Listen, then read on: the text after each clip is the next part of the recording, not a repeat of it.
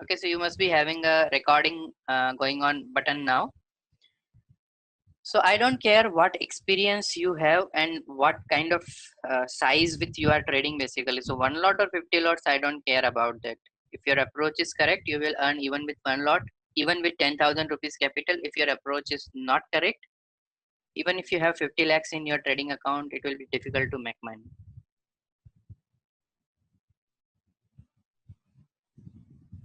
Okay, so we'll take questions at the logical point. Don't worry, I'm just going to get start now.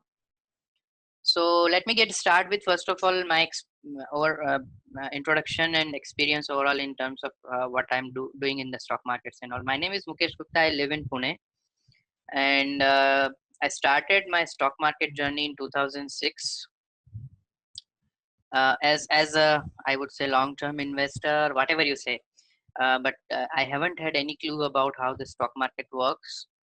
Uh, just some random recommendations, some internet search, and then um, recommendations from friends and all. So I started as an investor. I created a portfolio which was good enough a portfolio in terms of size. So few lakh rupees I invested in 2006. And one thing which I could tell you is very bitter experience to get a start with the stock market. And I was perfect in choosing all the wrong scripts in my portfolio. So I had Suzlon Energy, I had GMR Infrastructure, I had Mundra Port, which is now Adani Ports, and uh, a few more basically. All Please don't start your web cameras. All disastrous scripts I selected in my portfolio, and then 2007-8 time frame when the market started going downwards, I exited from the stock market with some significant losses in my portfolio, which was a learning lesson basically. And then on and off, I started and then restarted and restarted kind of stuff. So 2-3 rounds of loss-making stints into the stock market. Come 2011 onwards, I have been pretty consistent in my approach. Started with very small capital, slowly growing it, and still you see what size I am trading actually. So every day you are having screenshots of my personal trades. So anywhere between I would trade anywhere between 5 lots to up till 50 lots during the day basically, but not beyond that, and predominantly doing scalping. Having said that, I do trades in stocks as well on intraday basis and some positional trades also. So I'll be teaching scalping heavily on this in this session, and then of course how to do intraday trading on indexes, and then of course we will be focusing more on the bank nifty, but the same procedure, same things can be applied on nifty as well. So that's what we are going to cover, and then I'll be covering one very specific positional trading setup, which is for people who has a little bit of better capital, significant amount of capital, and can deploy approximately 2.5 to 3 lakh rupees on positional trades.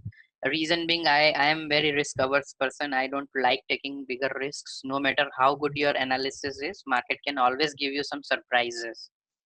We need to be prepared for those surprises, and because of that I would for the positional trading setup I would prefer always trades which are having hedging, and hedging would need some uh, bigger capital size. So but having said that, it's not that you can't really do that.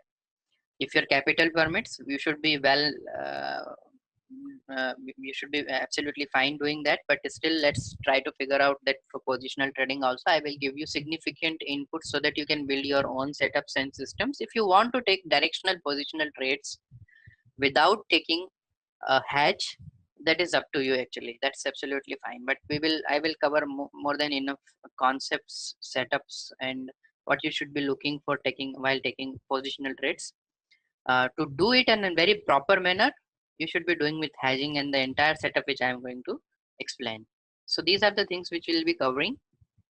Predominantly during the session, I will be talking bank nifty. Whenever I am telling a bank nifty as taking a bank nifty as a reference or as an instrument, consider that the same concepts and same things can be applied on Nifty as well. So this training is basically for Bank Nifty and Nifty both. Personally, I do trade Bank Nifty. I'm not trading Nifty anyways, and I do trade Bank Nifty and day in day out, and a lot of students as well.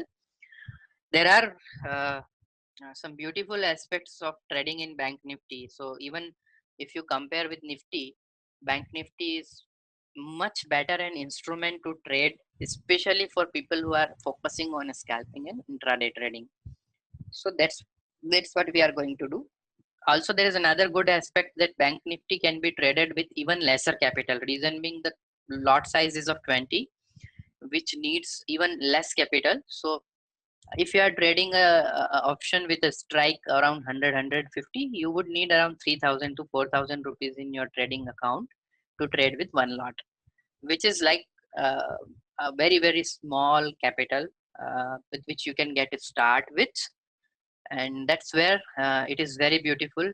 Bank Nifty is also very liquid and very volatile, so that's why it is favorite of people who do short term trading. So throughout this entire training, I'll be referring Bank Nifty as an instrument to trade on. Consider that if you want to trade on Nifty as well, you can very well use and apply same concepts. So far so good. Let me just take up if there are any questions, and then we will proceed. Is there any virtual stock market so I don't lose money in the real market? Yes, I will cover that this part, don't worry. Setan is asking a very good question. Did you had a Guruji to mentor you? Yes, quite a many people actually. I can't attribute to one single person who kind of handholded me to be a profitable trader, and nobody can do that, including me. So get your facts right. There is no better guru than the market itself. You need to take a lot of experience. So, and very simply, I can give you one analogy which you can very well relate. Okay, so we all know Sachin Tendulkar. He is like a genius when it comes to the batting. He also got a coach. Okay, his name is Ramakant Achrekar. A lot of people ask me that when I'm going to join your trading, will I be able to trade like you? And I tell them that it's up to you how good you can be. I have students who are much better traders than me actually. So yes, of course, yesterday Sunil made around 2,43,000 rupees. So he is a far better trader than me, because I see that when it comes to the temperament, I can't hold my positions for such a long period. He shorted a call option, I guess, and it was of 2000, which is 50 lots basically. So 50 lots he short, 100 lots in fact. In 100 lots he shorted. I would trade with 50 lots, and if I'm taking getting anything around 5 to 7,000, 10,000 rupees as a profit, I would exit from that trade. So if when it comes to the temperament, when it comes to the stability, I would rate him a far better trader than me actually. So don't look at that what your mentor can give you. Of course, you need to find a real good mentor who is doing day in day out trading. Okay, so don't rely on any person who is teaching in the stock market and doesn't trade. Okay, there are quite a many people who don't really trade. They just give calls. They would conduct the trainings. They would teach all theoretical concepts which you can get on the YouTube. They would teach you things which are written in the into the books, but when you ask them to apply their own teaching in the real time market, they would fail miserably. So you need to filter out very clearly that your mentor should be a person who has his hands are dirty with the stock market trading, who do trading day in day out, and he can give you a lot of good insight. He can give you a lot of good inputs to improvise on yourself. So that is one part. Second thing is, there cannot be a single person who can teach you the stock market in terms of um, how to be profitable, or maybe how you should endure for a longer period basically. That okay, 6 months, 8 months is the average time frame when the traders would give up basically, most of the traders. So you need to stay much more longer into the stock market to become a real good trader. So it's basically a skill which you need to shape up during the longer period of time. And you might need to consult more than one people. You might need to look more inside your own personality also, that how can I improvise myself basically, because I come across a lot of people. So some of them are very comfortable with positional trading. Some of them are very comfortable with the cash market trading. Some of them are very comfortable with the stock futures and options trading. Some would not find it comfortable in the same arena. So it's basically like what you have to explore. I can teach you strategies. I can teach you setups. I can teach you tactics. I can teach you all the good things which you should be having as a trader. Then the journey starts in terms of your personal experience. So you have to experience yourself, figure out that okay, this works for me, this doesn't works for me, and this is what I am going to do on an ongoing basis so that I am a profitable trader. A lot of people ask me that your trades are so good that you should be staying back into your trades for 50, 60, 70 points as well. Why do you exit on 10 points? Because that works for me, and I don't want to really disturb anything which is working fine, absolutely fine. So that's what you also need to do. Personally, I have been to at least around 50 trainings so far. I still join training from other people wherever I find that the person can teach me something really good. I would enroll for their training. Not necessarily going to use their own setups and all, but to improvise on what I am doing myself. So I would only use things which I find that in my setups, in my trades, I can utilize and I can improvise on my own setup. Those things I'll be using. Otherwise, I'll just go for knowledge. People teach a lot of good things. So just take up some of the items out of those and improvise on yourself. And of course, I also conduct trainings. So that also helps me that how other people are taking trainings, how good they are, where they are, what are their strong points, what are their weaker points. So and I am upfront with all of these trainers that yes, I am also a trainer in the stock market. I am a regular trader. I want to improvise on my skills. If they are fine, I would join their training, otherwise I won't.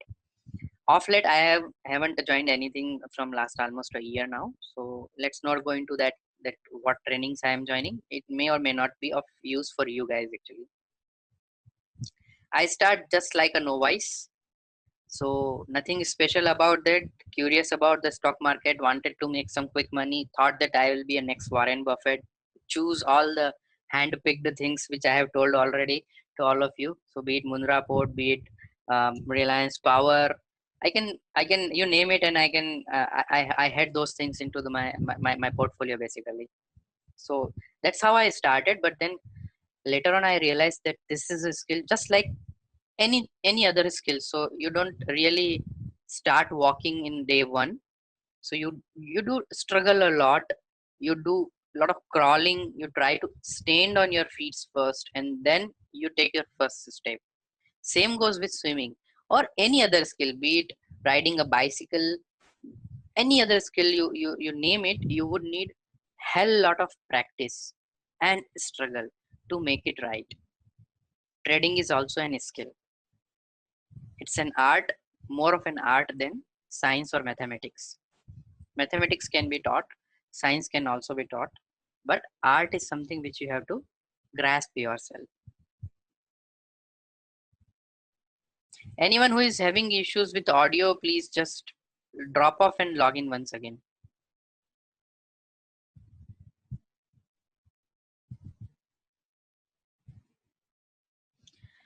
Rajesh, I haven't traded in any of the markets outside India. I used to live in UK, so I started my trading journey from there on, but always traded into the Indian markets only.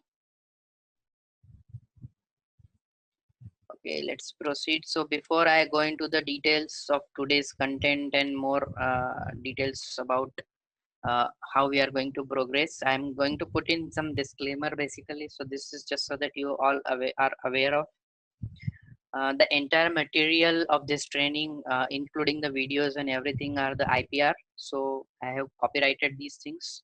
Please do not try to circulate outside this group. This is for your own personal consumption. Please utilize it in best possible way. But if someone tries to leak, then I will expel those people. So people have been expelled from my training and my mentoring groups earlier, who try to share it, be it your friend, your brother, your relative. I don't care. Please don't share it. This training doesn't cost a lot. Everyone can easily afford the fee which I have kept. So please recommend people if you really like. A lot of people do this. Even in this training also, I would be having at least 10 participants who are referred by my other students basically. So you can always refer. Let the interested person go through the training and the proper mentoring and hand holding. As a group, we evolve every single day. So we get better every day. Someone having just the material of study material, someone having just the videos won't make them good traders, I can tell you. So you would do more harm than doing benefits by sharing this. So don't try to do that. It's a very simple, straightforward. If someone is interested, asking you for the videos or asking for you for the training, let them be connected with me. Of course, I will charge a little bit, but then it's not a significant amount. This can be very well recovered even if you are having a 40-50,000 rupees capital. The fee can be very well recovered within a week's time frame. Okay, so as I said that there are people who are actually earning in 5 digits, 6 digits every single day as well. This fee of VLP doesn't make any um, big difference in your day-to-day life, but then of course it will make a big difference that how you trade and how you become a profitable trader. So that's one. Trust is something which I start always. My training starts with the word called trust. I am genuinely sharing what I do, which very less number of people share. Even if someone is a good trader, even if they are taking trainings, they would not tell you the secrets or the nitty-gritties of their own personal trades. I am going to do that. So with all good faith, I am trusting all of you guys. You should also keep the trust intact. Second is, of course, trading is a risky business, and if you don't do it right, it can substantially damage your um, overall funds and overall capital.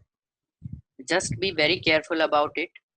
Whatever I am going to teach in this training need to be very strictly followed. So risk and money management would be heavily focused upon it during this training, and you should be definitely following those rules which I am going to lay down. If you really want to be a long-term successful trader, see, you have to, let's say you are going in a battle. So if your weapon is lost, you can get it back tomorrow. So in the old age, it used to happen that okay, people would fight for the entire day, and during night they would go back to their camps and they would kind of revive to have the war next day again. So they would sharpen their weapons. They would, if something is broken, something is kind of lost, then they would recover those things. So all these things are your weapon: trading tools, strategies, setups, tactics. These things can be acquired from many places.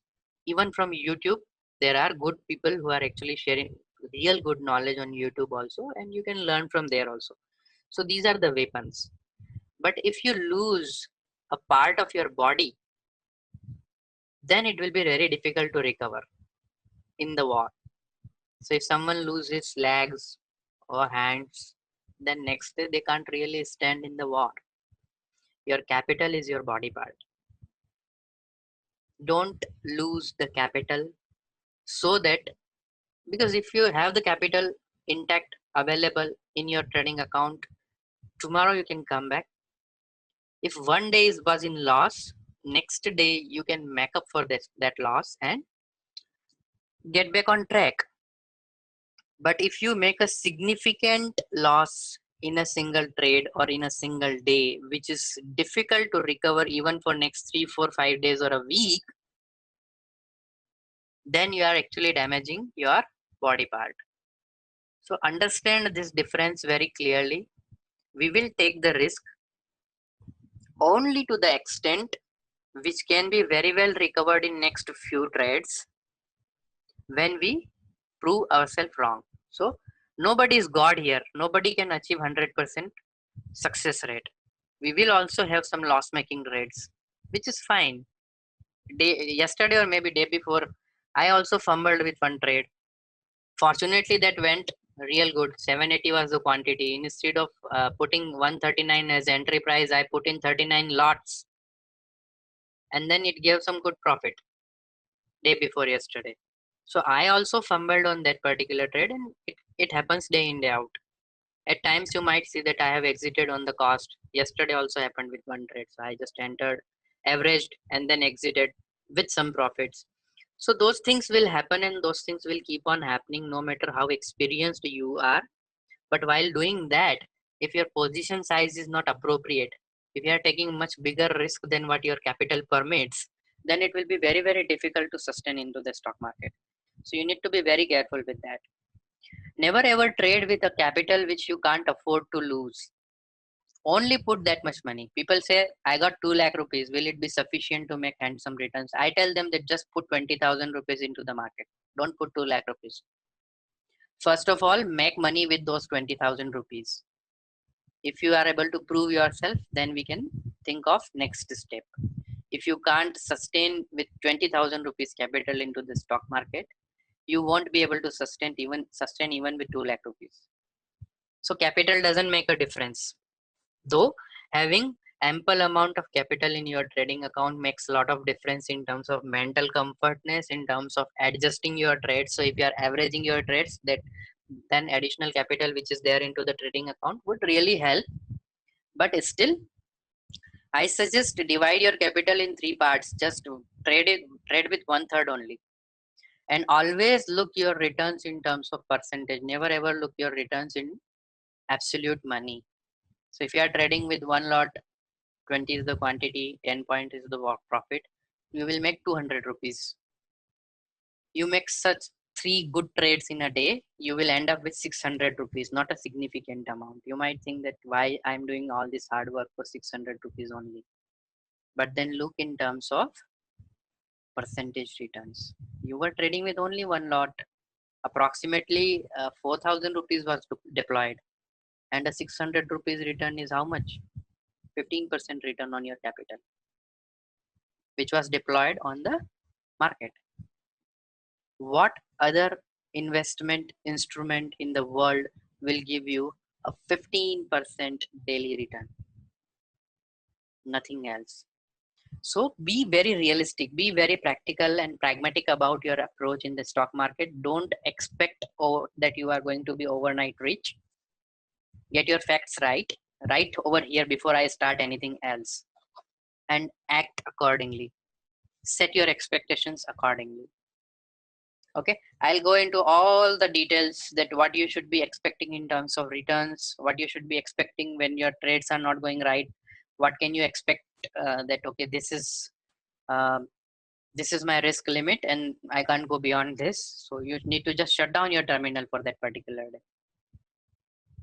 So good and bad, both things will happen, and let's be prepared for that. But then let's make sure that by making sure that we are actually on top of our affairs, we have very good setups, we have very good indicators, we have very good understanding of the stock market reading and all.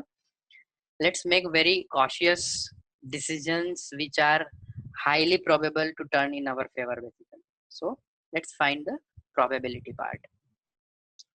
Just give me a thumbs up if so far so good for all of you. Rajesh, I'll cover my daily routine. Don't worry. Sure. Great. So what is there for day one? This is the content for day one. We will be covering with right from very basic question. We'll start that why you should be doing the index trading, why you need end-to-end setup to do trading, what you need to be a successful index trader, what kind of trading we will be doing basically. So you can do scalp, intraday and positional. These are types, and you can trade on futures and options. These are instruments basically, derivatives.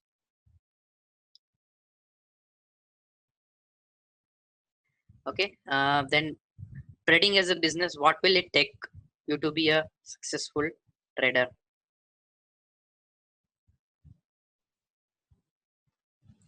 Then what kind of infrastructure would be needed, how you should be doing trade management, and slowly we will be going into the depth. So we'll cover the trade management, money management part before I start anything else. Of late I have been getting a lot of students and a lot of followers on the Telegram who are indisciplined, who doesn't understand the meaning of word what is discipline, who doesn't really care about how they should be managing their risks and money. So we'll be covering that part first, and then we will be doing the data analysis part today, which is again going to be a very comprehensive one. So what kind of data you should be reading, how you should be reading the data, how you should be interpreting that, what is the meaning of this data reading, and basis on that how you can make your decisions. Then we will go into the stock market structure. So market structure is another very broad concept we will be covering in very detail, and then we will be talking about the key decision points today. So all basic things and some detailed discussion around that will be part of today's session. Tomorrow's session we will be going into the absolute pinpointed details of scalp setup, intraday setups, and positional setups. By end of tomorrow you will be well versed with all the concepts needed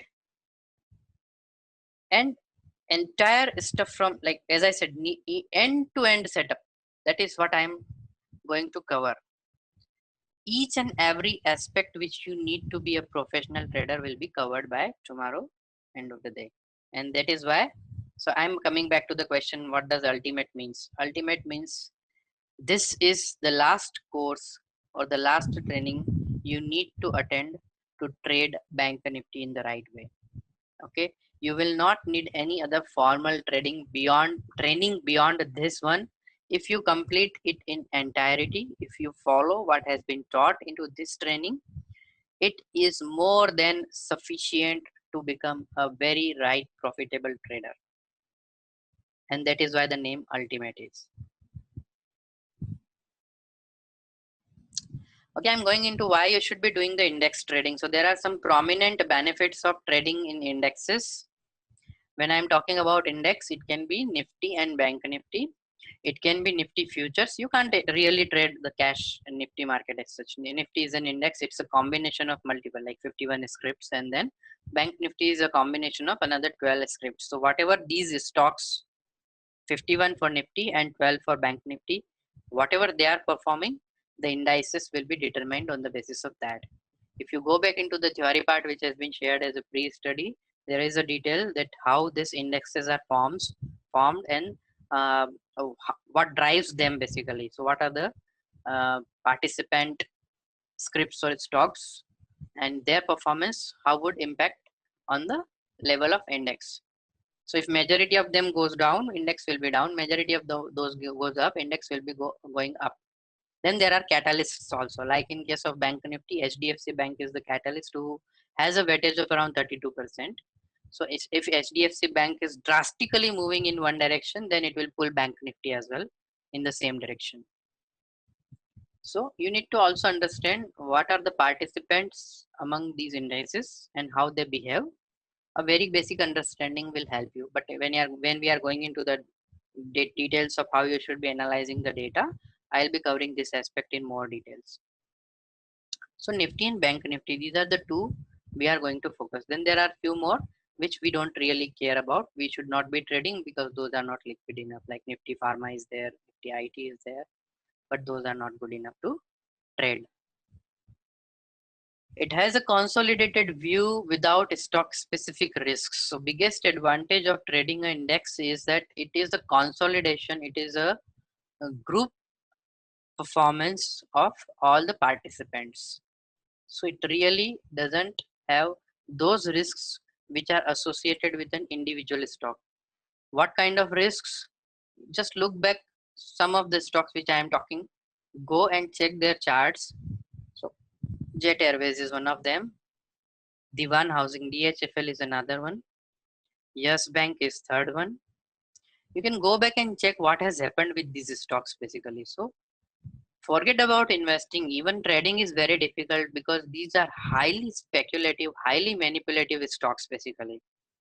So if you are doing a stock specific trade, There can be a lot of factors because of which the trade might go against you, despite that your technical analysis was absolutely correct.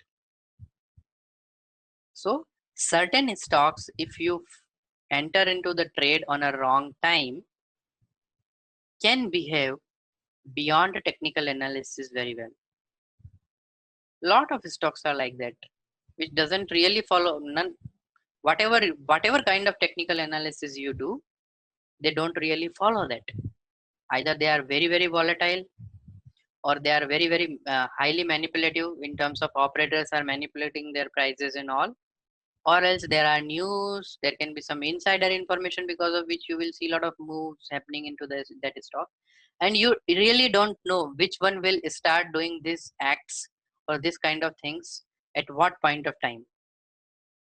So this makes a lot of difference when you're trading a stock and when you're trading the index is very difficult to manipulate. Then both long and short side can be traded. Of course, you can do this in futures, but you can't really do with all the stocks which are not listed into the futures segment basically. So you cannot short a cash market stock. Futures and option trading needs lower margins. Of course, margin leverage is there. All these brokers nowadays would let you trade with bigger size, with smaller capital also. So margin trading is available, and futures and options trading would need lower margin, even lower when you are actually trading on indices. And much smaller capital can also be deployed when specifically you are trading bank nifty. As I said that around 4,000, 5,000 rupees is good enough to trade with one lot.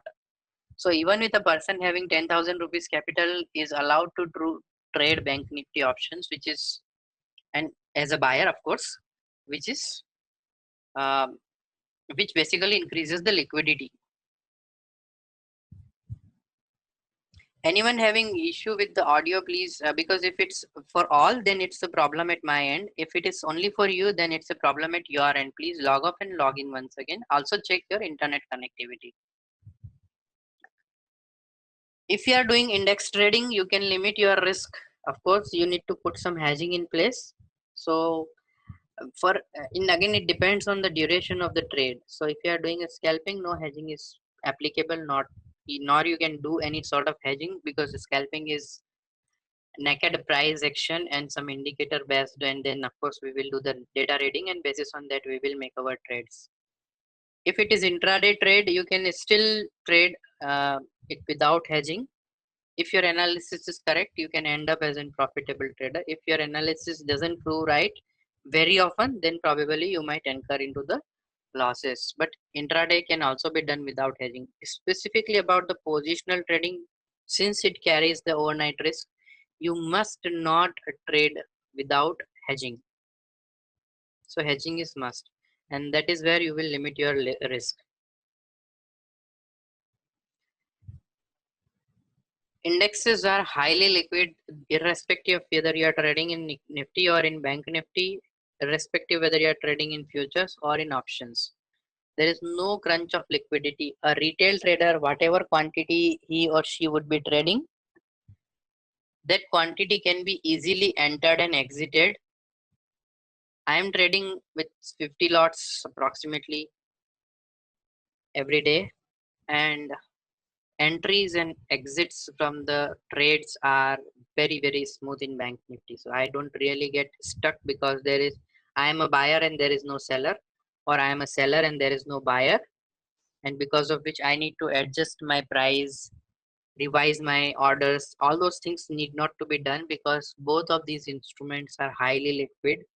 Whenever you punch in order, the market will make sure that it's getting executed. So, and no matter how much quantity you are using basically, so up till 1000 2000, it's fine, no problem at all. Then within a single trade, your position is diversified basically. So that is another beautiful aspect of index trading. So if you are taking one lot of Nifty, you are actually diversifying within among those 51 scripts. How entirely this group of 51 scripts behave will determine your position. So if you are trading a stock like Sun Pharma, you are actually very consolidating on or focusing on very specific one pharma sector, and then within that one particular company, and within that one particular instrument, maybe futures or option, you are actually very pointed and concentrated on one particular aspect. So let's say Sun Pharma, you bought one lot of future with basis on your technical analysis that yes, the analysis has been correct and I feel that Sun Pharma will go up, so I should be buying one lot of future, and you did that. Sun Pharma has no impact of any news, anything else, but then there is something which comes, a negative news or something which is coming on the pharma sector itself instead of your own script. Then since the sector specific news has come and that news is not good, all the scripts within that sector will react to that negatively. So your position might be in risk. While if you are trading in Nifty or in Bank Nifty, let's say you bought one lot of Bank Nifty futures. So you have indeed invested in 12 participant stocks. If all of them are not doing good, then you might be in risk. If one is catalyst and doing really good, just like, yeah, let's take an example that HDFC Bank went up 5% in a day, or even SBIN, or even ICICI Bank, then your futures position will be secure because you got one catalyst who is doing outstandingly good in your favor, and your overall analysis was also in that line, so it will make a lot of difference. So you're not actually having a very specific risk associated, which is if you are choosing a single stock, which will be always there basically. Last point over here is that why you should be trading indices. Indices are difficult to manipulate. Though day in day out we are doing chatting in our student group, and we talk about all these biggies, big people who are actually trading, creating positions, increasing or decreasing open interest and all. So they would try to manipulate, and to some extent the entire market is manipulated, but it is very difficult to manipulate indices.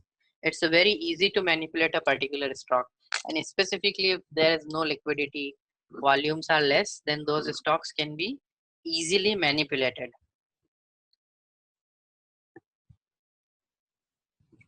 With this less chance of manipulation, trading in Bank Nifty and Nifty will increase your probability of being right. So if your technical analysis is correct and the instrument is difficult to manipulate, your probability increases to get the success. So that's what we are going to hit on.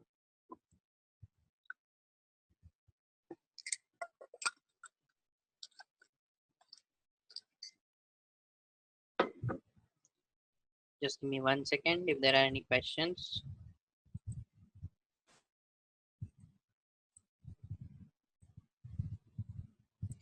Nope. So far so good.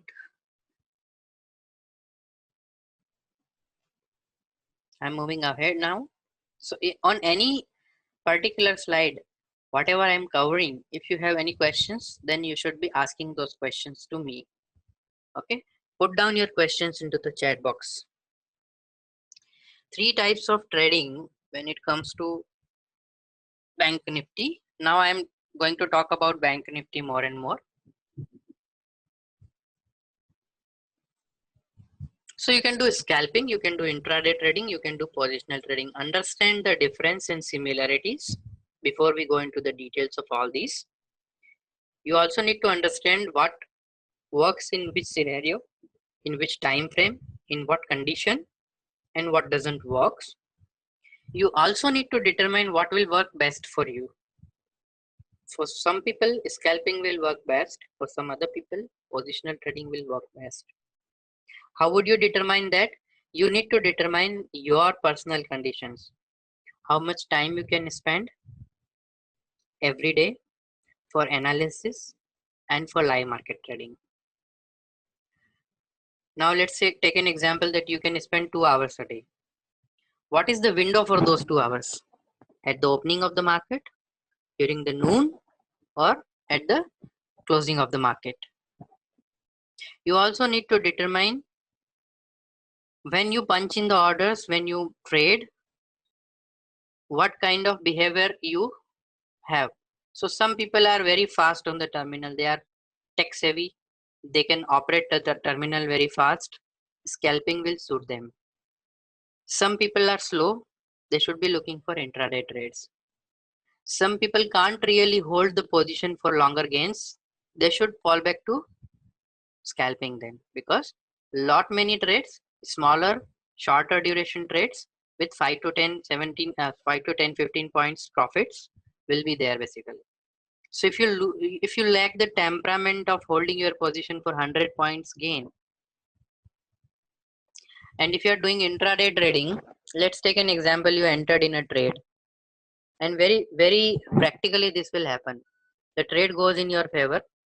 It is giving you 15-20 points profit, and you start thinking that now I should be kind of trying to exit from this trade. A, a small pullback comes and you exit with 10 points profit. Very practical scenario, because most of the time it happens with me also. When I see a pullback, I don't feel comfortable about it, because you never know which pullback is a reversal basically. So pullback can be continued and pullback can be turned into a proper full-fledged reversal, and your trade would be again back to square. So this can very well happen, and this kicks in panic, and people would exit. So this happens.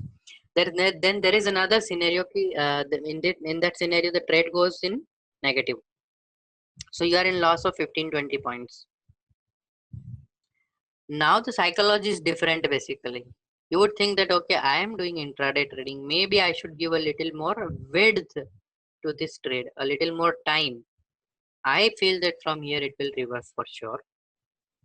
And you let the loss get bigger. In turn, what happens at the end of the day, you make 2-3 good trades, which will be of around 10 points, 15 points profit, and 1 or 2 big losses of 50-50 points. Net end up the day in negative. Now this is completely shifting. It's upside down with the money management and risk management part. You should be looking for 1:2 risk to reward ratio, rather it's going opposite. And it practically happens when you real time trade. If you find that this is what is happening with you, then this is what I'm telling, that this is the lack of temperament to hold the winners for a longer period. So you must be having that temperament. You can build it. You can manage your trades by trailing the stop losses and hold them for a longer period. But you have to first determine what kind of personality you have today. Okay. By the time we are going to learn all these things and we are going to be master of our craft, we need to make sure that we are not losing the money. So say today, if I'm not comfortable trailing my stop losses for 50-60 points gain, and I feel uncomfortable about it, I'm making a lot of trades where I'm actually exiting early when I'm in profits, but when I'm in losses, I'm stuck. You should be shifting on scalping.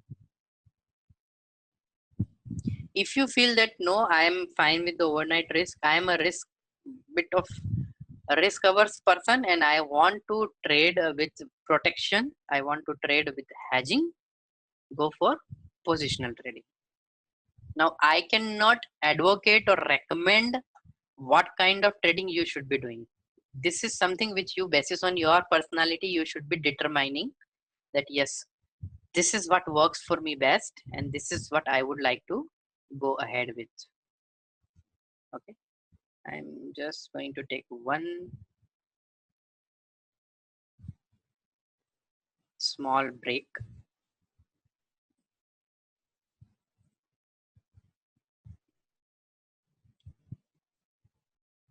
Just give me a few seconds, guys.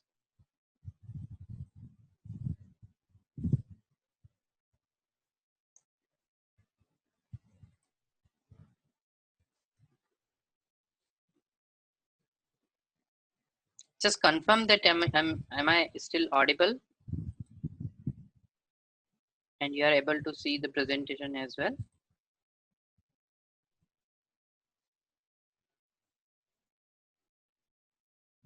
Okay.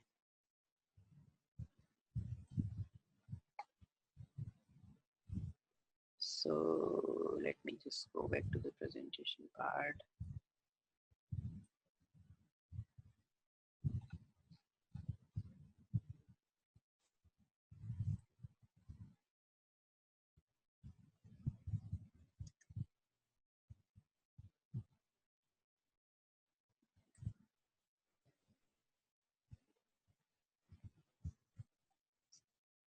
Okay, fine.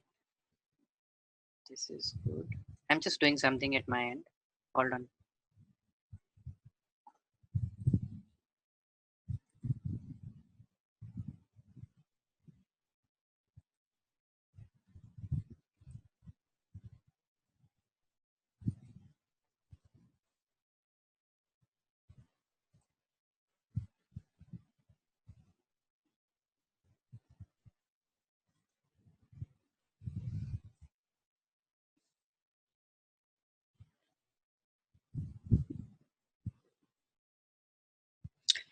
Okay, Prashanta, tool I'll be covering in detail, so don't worry. That is part of infrastructure section of the training.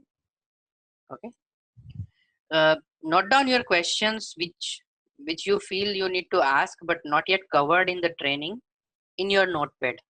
Okay, and if the relevant section comes at that time, you should be asking those questions like what tool I'm using right now. That's not yet, we haven't reached yet that part actually, so let me just cover that. I will be covering that in full details, don't worry. Scalping would be traded between few seconds to few minutes. Intraday would be from few minutes up till few hours, and the positional will be from few days to few weeks. We will be carrying our positions basically. Of course, the scalping and intraday trading would not have any overnight risk. Specifically, yes, because I know kite is under maintenance. Let's hope that it's up and running soon. We are actually, I was supposed to use kite, but then we have a backup option as well, so don't worry. Uh, okay, so there is no overnight risk when you are trading with scalping setup and with intraday as well. Now, another very important concept which I want all of you to be aware and be always on top of this thing. Note it down in your notepad. When your analysis is for scalping, never convert that trade in intraday. When your analysis is for intraday trade, never convert it into a positional trade. Okay, so if the trade is not going in your favor, nor does it is hitting a stop loss, you are not allowed to convert the type of trade. Your analysis was done for scalping, so you should be always looking for an exit in few minutes. A scalp can never go beyond 10-15 minutes max. 10 minutes is more than enough time. I would be start feeling uncomfortable if I am not hitting either my target or my stop loss. The nature of setup, the nature of indicators, things which we are going to read in the live chart to do scalping will not need you to stay for a longer duration in the trade. Okay, so it is always going to happen in such a way that when you are doing scalping, if your reading is correct, you will get either positive or negative outcome within 5-7 minutes max. The only condition when you are going to stay longer in your trade is that you have made more than sufficient profits. So you entered for 10 points and luckily the market is giving you 30 points. Just lock your 10 points of profit and you can keep on trailing your stop loss to gain bigger profits. Then only you can keep your trade more than 10 minutes, 15 minutes, or even for an hour. I don't care. But if your trade is not performing either ways, nor does it's hitting your target and it is not hitting your stop loss as well, then 10 minutes is more than enough time. You should be exiting from your trade. Being a scalper, we will be a buyer of either call or put. So you'll be buying an option. and time is an enemy for buyer. The time would basically, more the time spends in the trade, higher the chances that it will turn negative. Reason being, time decay is always there. Options premiums gets reduced with the time, especially when you are trading out of the money options. So options premiums will automatically get reduced even if the market is not moving against your direction. So it will be difficult to make money if you are staying longer in an scalp trade. Same goes for the intraday trading as well. Your analysis is for, if it is for 15-20 minutes, half an hour or an hour, just keep your trade only for that duration. There is no possibility of your intraday trade getting converted into a positional trade. I'm stressing on all these facts. I have been like training from last 3-4 years now, and more than 500 students. Lot of common observations coming from all the experiences of discussions with these individuals, and then there are odd 16,000 plus on Telegram. Every single day I get around 200-300 messages where people would ask their queries, questions, their experiences. They would share what kind of mistakes they are making, what is going good with them. Everything gets shared actually. So I keep on accumulating all these um, observations and experiences, and basis on that I'm telling you. A lot of people comes to me and they tell that yesterday I entered in a trade, intraday was the trade, this has happened, I kept holding the position, now looks like market is going to give up or give down today, what should I do? I'm not sure, someone actually, I'm not sure if the person is in the students group or he was a follower on the Telegram. Just the day before Yes Bank announced its results, he actually bought 2000 shares at the price of 100 rupees. And after buying those shares, he messaged me in the evening after market closed that I entered in Yes Bank. How do you see it? And he did not ask me that I entered. He said that, how do you see Yes Bank? And I said that don't touch for long term. I said don't touch, don't board a sinking ship. And then he revealed that I bought 2000 shares today. I said just before the day when Yes Bank is going to announce the result. And by the time we were having this chat, result was out actually in the evening, and it was not good. And Yes Bank had a 10% gap down opening next day. So I come up with all such experiences day in, day out. Never ever convert your intraday positions into a positional trade. It will, I don't care even if it gives you 50% returns on your options trade. I don't really care about that.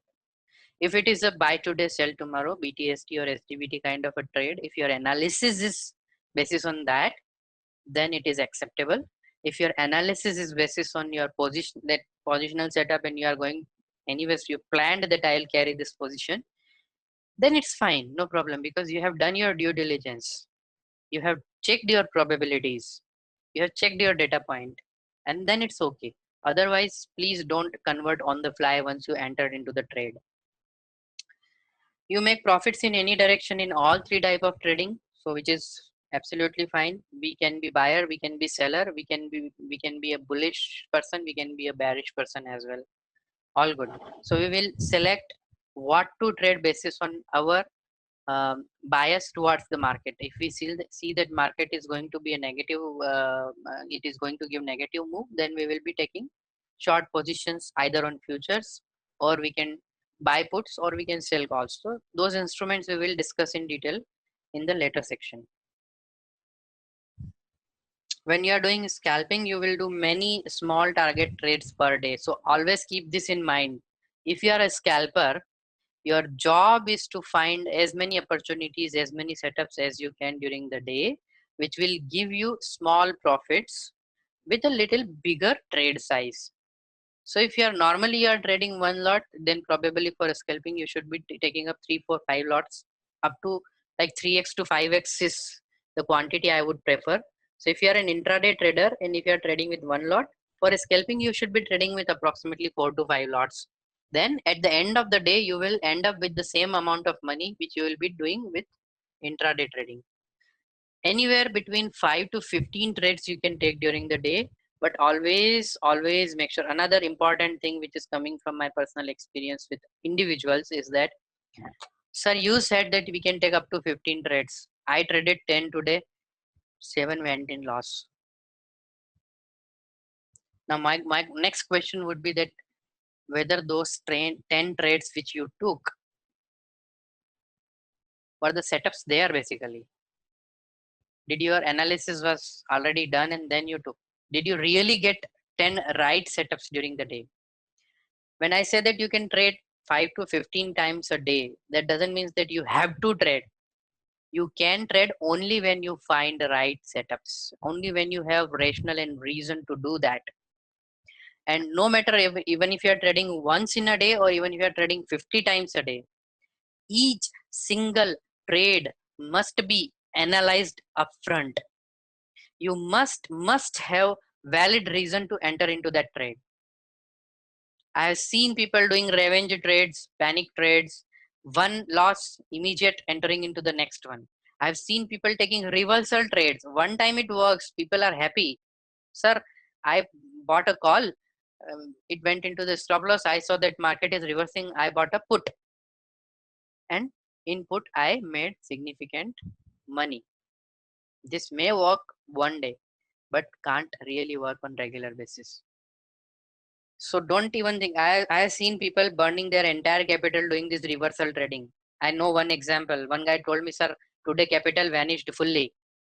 Why? Because whenever I was entering, it was hitting stop loss. I was immediately taking a reversal trade, and on reversal also it was hitting stop loss. Market is against me.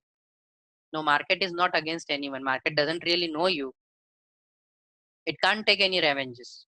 You were taking revenges towards the market with your own capital, burning your own money. Doesn't make any sense. So if there is a loss, take a pause, take a break, go for a coffee, come back after 15-20 minutes, sit afresh, start analyzing, and then once your analysis is correct, when you feel that yes, this time I am correct, then enter again. So break is a must. Anyone who says that I sit from 9:15 to 3:15 in the market non-stop, I have seen people taking lunch after 3:30. Don't do that. Break is must. And all my students know this thing. Even on the public channel also, I'm very upfront. Whenever I'm taking a break, I would tell that I'm taking a break. Whenever I'm taking coming back after some time, I would tell that yes, came back just now, let's start afresh. Even if there is a good trade, if you hit your target, daily target, in like say around 9:30, 10 o'clock, don't over trade. Don't count your trades. Okay. If you see yesterday, I think I might have made around 3 to 4 scalp only. On a fine day like yesterday was absolutely fine day to make 15 scalps. Market was going down in a single direction for almost the entire day. So you could have taken 15 good scalps. But I'm done with my daily target and I'm not interested to carry on. I don't want to get dragged into the market to make some losses, so that I just put full stop there and that itself basically. Now full stop means doesn't means that you just close your terminal at 10 a.m. only because your target is done. You just don't trade. You watch the market, analyze it. That's fine, no problem at all. And if you find real good setup, like the way yesterday I did, at the later part of the day also I made one trade actually. So that's absolutely fine. 2 3 hours 4 hours break has happened, and then we started afresh and then made another trade. That's fine. So that's how we need to treat the market. There is no obligation, there is no mandate to trade every single day. Even if you are a scalper, fine, you would trade every day. Take a break in between, it's all right. So that's how you should be trading. Don't make it a necessity. If I'm saying that 15 times a day you can trade, 15 good setups are needed to do that. If you are not finding the setup, don't trade, keep quiet. At times not taking a position in the stock market is the best position you can take. So if market is not lucrative, market is not ready to give money, we should be also sitting aside. Understand this fact very well. Don't be desperate. Never ever be desperate to trade. I have seen addicted people also. 9:15 they want to punch in order, till the time they don't punch couple of order they don't feel comfortable. Why? Every single day trading is not a mandatory activity. So we'll be going into details for all these aspects once again. When you are doing intraday trades, you should be doing limited medium target trades per day. Limited means not more than 3 trades a day. Intraday, you would be looking for a target anywhere between, when I'm talking about Bank Nifty, anywhere between 25 to 40, 50 points target you should be looking for, and 2 to 3 good trades a day is good enough. Don't go beyond that. Then we are going to in the positional trading. So positional, the setup which I am going to cover today will be one trade per week. That's it, not more than that. We'll be doing some adjustment, some hedging with that trade. The expectation is to gain around 5% return on your trade deployed capital per week, and that's what we are going to aim for.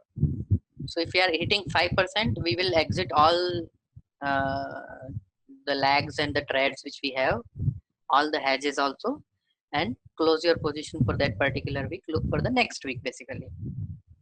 So that's what we are going to do.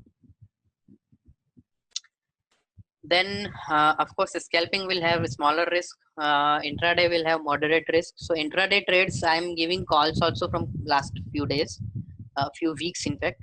So that's what I'm going to teach you as a setup, and approximately 15 to 20 points will be the stop loss for intraday trades.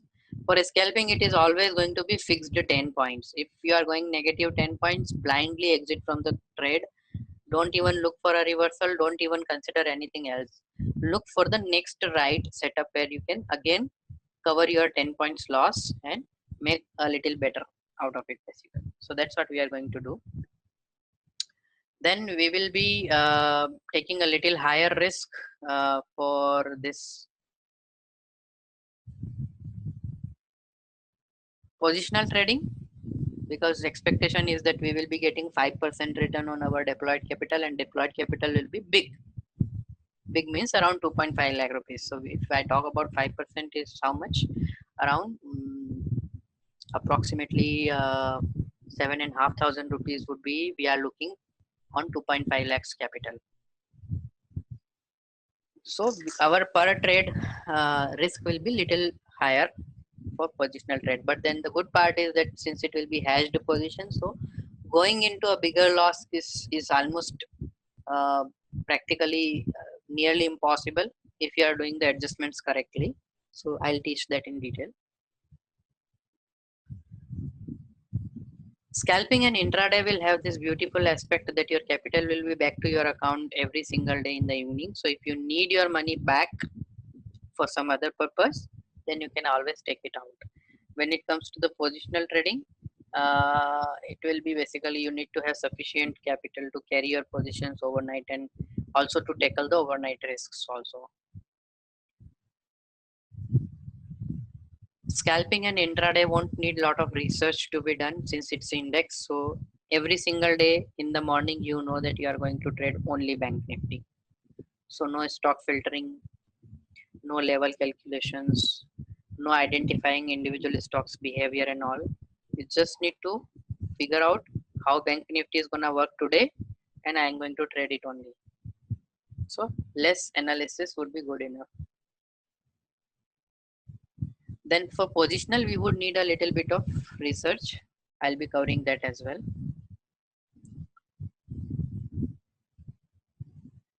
Scalping and intraday would need price momentum capturing at the right time. I will give you pinpointed setups which you can use for your own consumption. For positional, we should be capturing the broad market direction and make sure to do hedging for any surprises being given by market.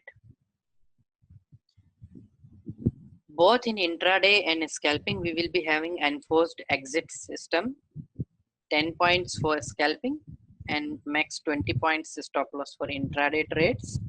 And if that happens, we will exit blindly without considering any other factors. Positional, we will stay back into the position a little more time with proper hedging to avoid bigger losses basically. So that's what we will be doing. It will need active adjustments as and when market moves either in your direction or against the direction which you have thought of. You need to do adjustments, and we will cover those adjustments in detail. But to do those adjustments, you need to be actively following the market. For scalping, you can start with a very small capital. Intraday also can be done with a small capital. For positional trades, you would need a sizable capital. Scalping needs to be done on options only.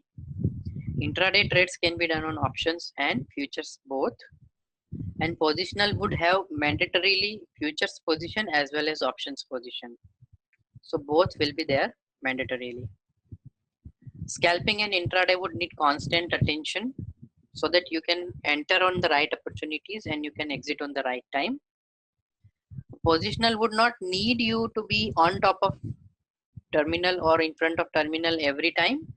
Just a periodic monitoring would be needed, maybe hour during like the trading day, during the trading hours you can check on hourly basis that how your position is performing basically, and if there are adjustment needed then you can do the adjustments.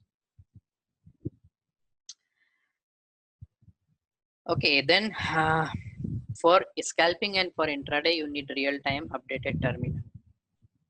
Positional trades you can do with any of the brokers, but then in fact for scalping and intraday also almost all the current brokers are good enough basically, so need not to be worried as such.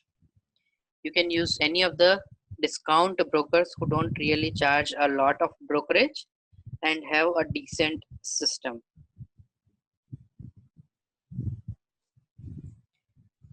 I have put in a warning over here on this slide that Bank Nifty is the most volatile instrument in the stock markets.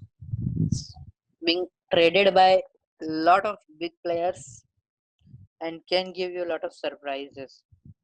So if you are trading Bank Nifty without managing your risk, it can kill your capital much faster than any other instrument. So please make a note of this thing as well in your notepad, that you are going to trade a highly risky instrument if not done in a right way, if not traded in a right way. I'm going to show you the right way, so just follow that. If you deviate, then it will be difficult for me to support you guys. So I'll be giving some things and I would expect some things in return out of it. So all the good practices, good things I'm going to give you, good tools, good setups, everything. What I would need from you is a very important aspect. The topmost importance comes to the discipline part. Be disciplined every single day. And I can tell you discipline is a skill which is achieved most, it is most difficult skill to achieve basically. You can be, and this is very prominent when it comes to your health. Every new year people do this resolution of doing everyday exercise and everything. Exercise is one of the thing which personally I have also analyzed that it is very difficult to follow discipline when it comes to physical exercise. I have been suffering with some health issues of late, and I really don't want anyone to go into that mode. So please don't have very prolonged sittings. Take care of your health and be disciplined every single day. No analysis, no trade. No time to spend in the market, then no trading. Got some distraction, no trading. Don't feel right, be it because of your health or because of your mood, no trading. When you have done your due diligence analysis and you are absolutely fine and comfortable to trade, you can focus on your trades, then only you should be trading. Okay, so there is this fine difference between a profitable trader and a non-profitable trader. A profitable trader is disciplined 100%. A non-profitable trader makes exception. and those can be very few as well, but then those few exceptions can also cause sort of damage to the capital. So don't do exceptions. And discipline word is a very broad term basically. So if 10 points stop loss becomes 12 points, you are losing the discipline part. If you have decided that I'll be doing 5 trades a day and you are making 6, you are violating the discipline part. So you need to be very very careful with this thing. 100% times I would be sticking with my setups, my system, my risk management, my money management, my analysis. 100% times, no exceptions. Difficult to achieve, but not impossible. Let me see if there are questions, otherwise we'll move fast ahead.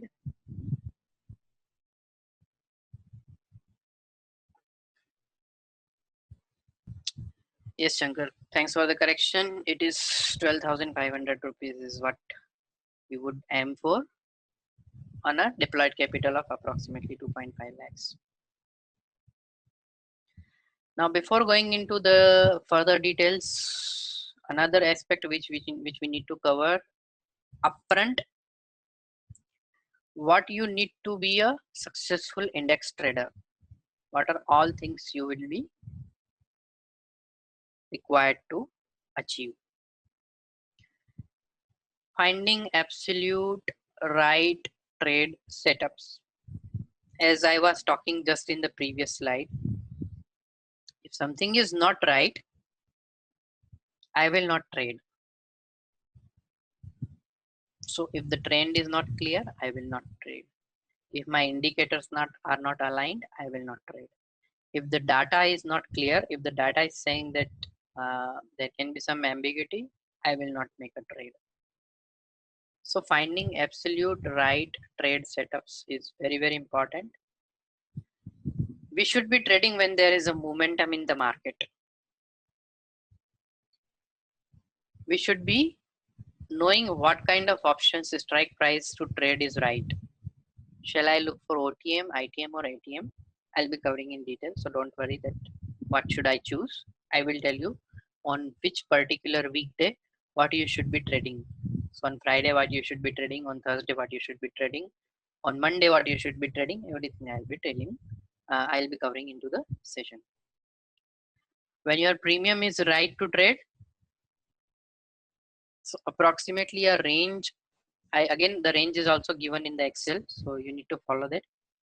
But we will be trading options which has premium of approximately 60-70 rupees up till 200 rupees. That's our range.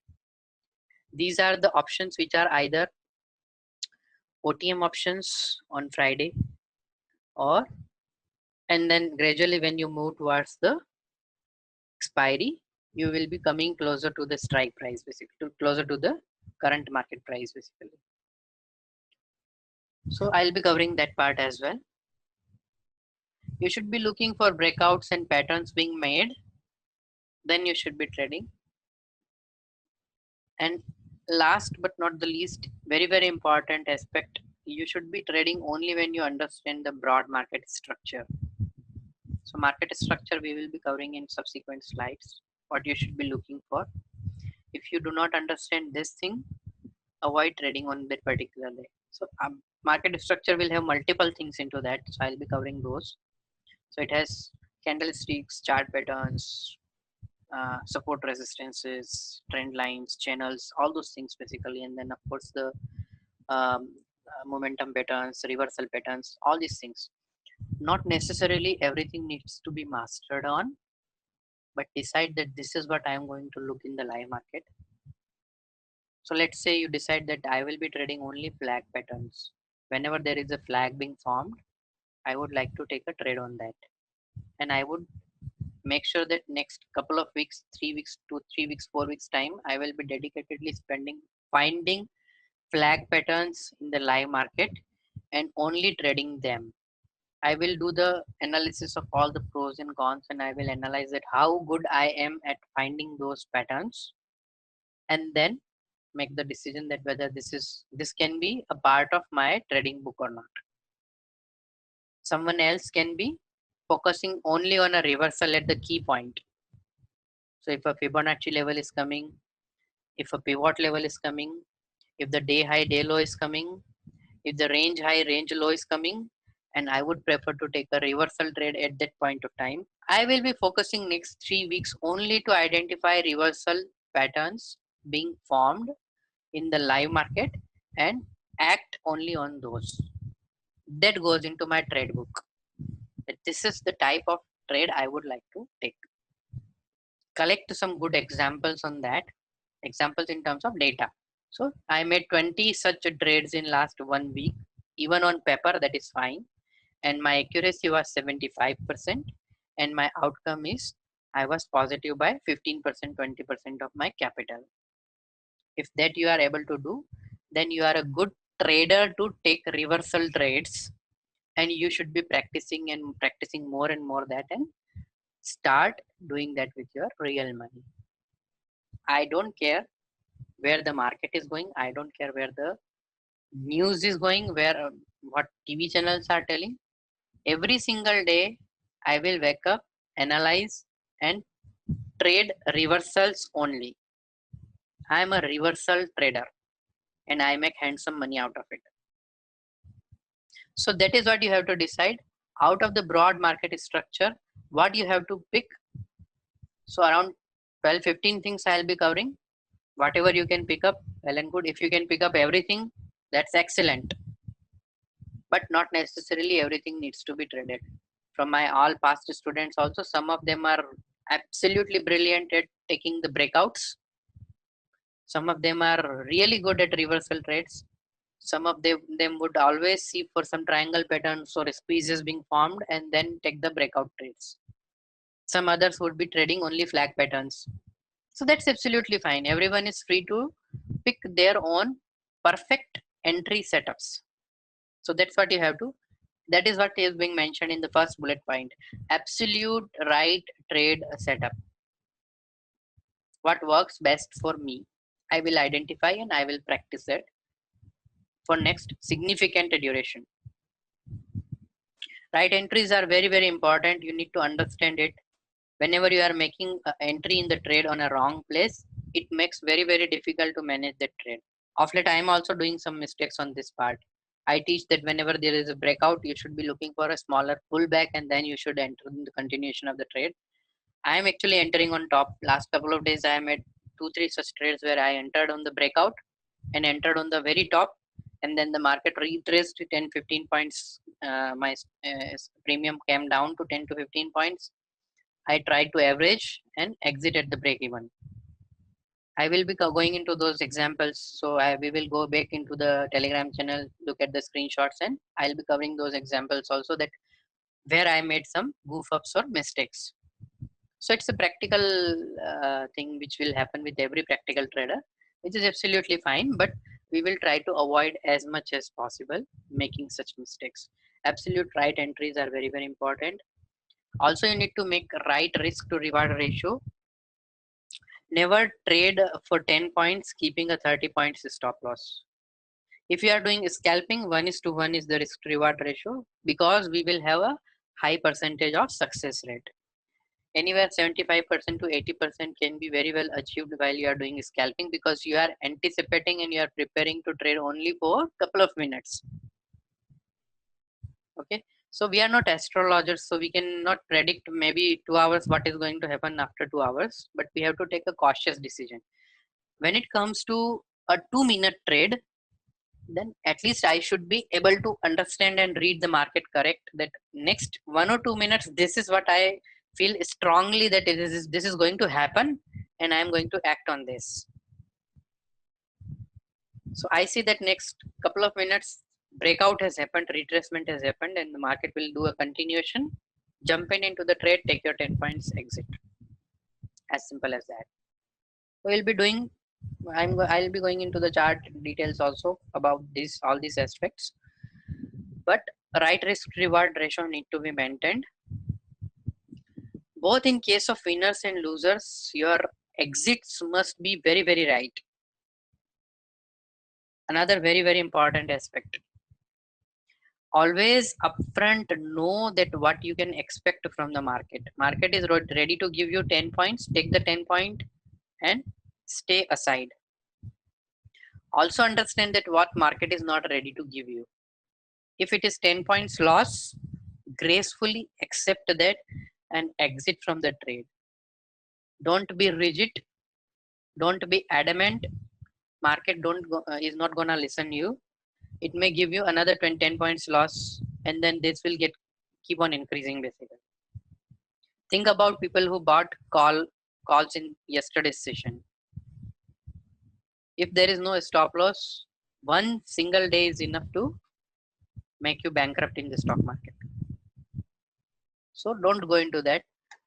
Absolute right exits are equally important.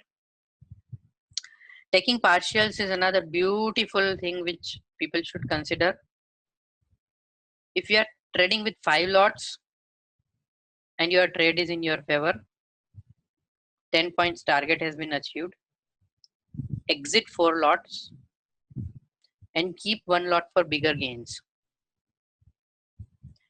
Trail the stop loss to the cost and then keep on trailing a stop loss, and so just so this your profits are logged,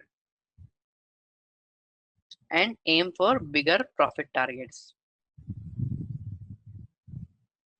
So don't just exit the entire of your position when you are right. You can do partial booking, you can 50-50, you can do 50% booking and keep 50% position for bigger profits. You can do 80% booking and keep 20% for bigger profit targets. I'll be covering this again in little more details as well. And last but not the least is money management.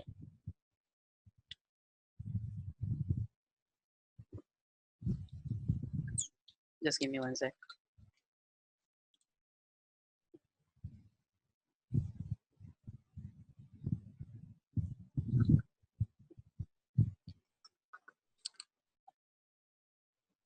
When I talk about money management,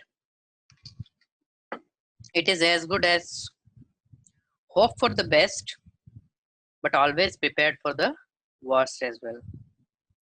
So when we are going to enter in a trade, every single trade, 100 out of 100, every single trade, before entering the trade, every single trader thinks that this is the right trade. The moment on which you are buying something, on the very same moment, someone else in some other part of the world is selling that same instrument at the same price. That is where you are making the trade. Na? You are buying and someone is selling. You bought considering that my trade is right. The other guy sold considering that his trade is right. And it is always going to be only one person who is going to be right.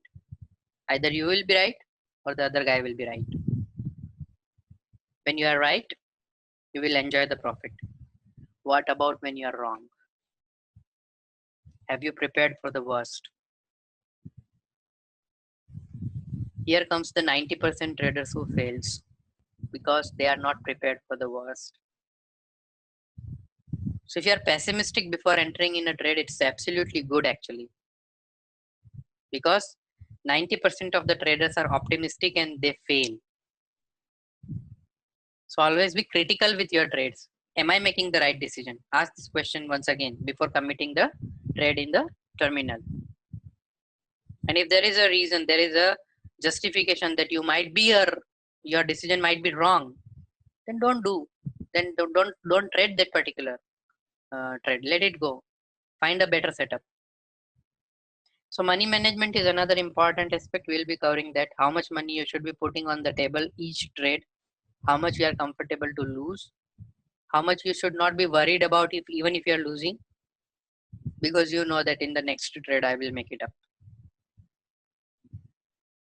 But if your single loss is big enough, then it's going to be difficult to recover that. So each individual topic, each individual bullet point will be going in details.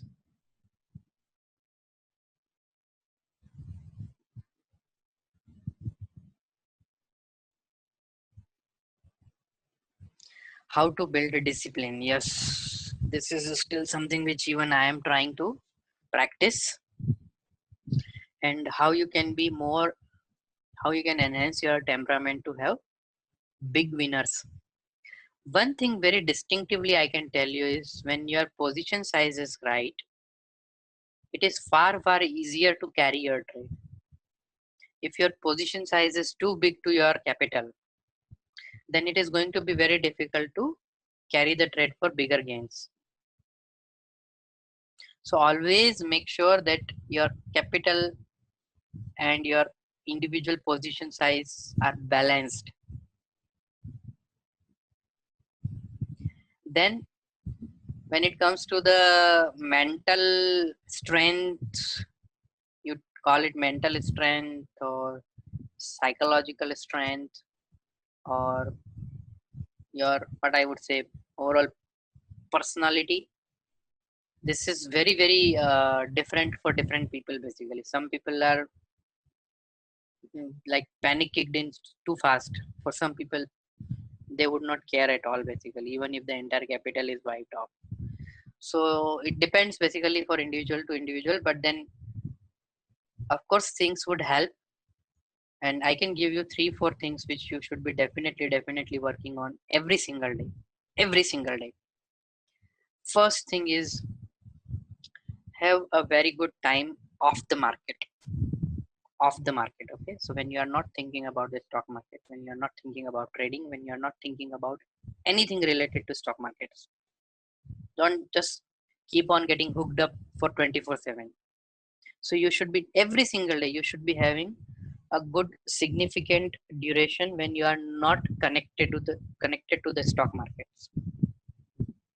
So that is one. Break is must. Second thing is, every single day, note it down in your notepads. It's not written in the presentation, it will not be written in future as well. Every single day you must prepare to trade. No preparation, no trading. What kind of preparation that is, I will tell you. But preparation is must. If you are not prepared, do not trade. Third thing which I said, which will enhance your discipline, is be on top of your risk and money management part. Never take a bite which is bigger than your throat. You can't swallow it.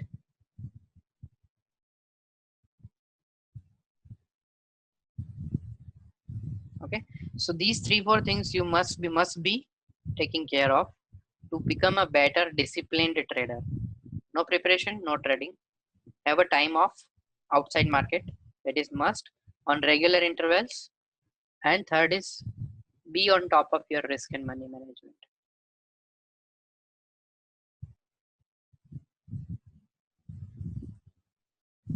Reckless trading, I have seen people doing reckless trading, like forget about charts, forget about everything else. Every single candle they will commit a trade. At the end of the day, even if end up in profits, the entire profit will go to the broker in brokerages. Any scanners available for patterns? Yes, I am going to cover that also. Don't worry. Next comes trading as a business. Another very important aspect which most of the traders don't realize. First of all, give me a thumbs up. Who all are part-time traders over here? Who all are part-time traders?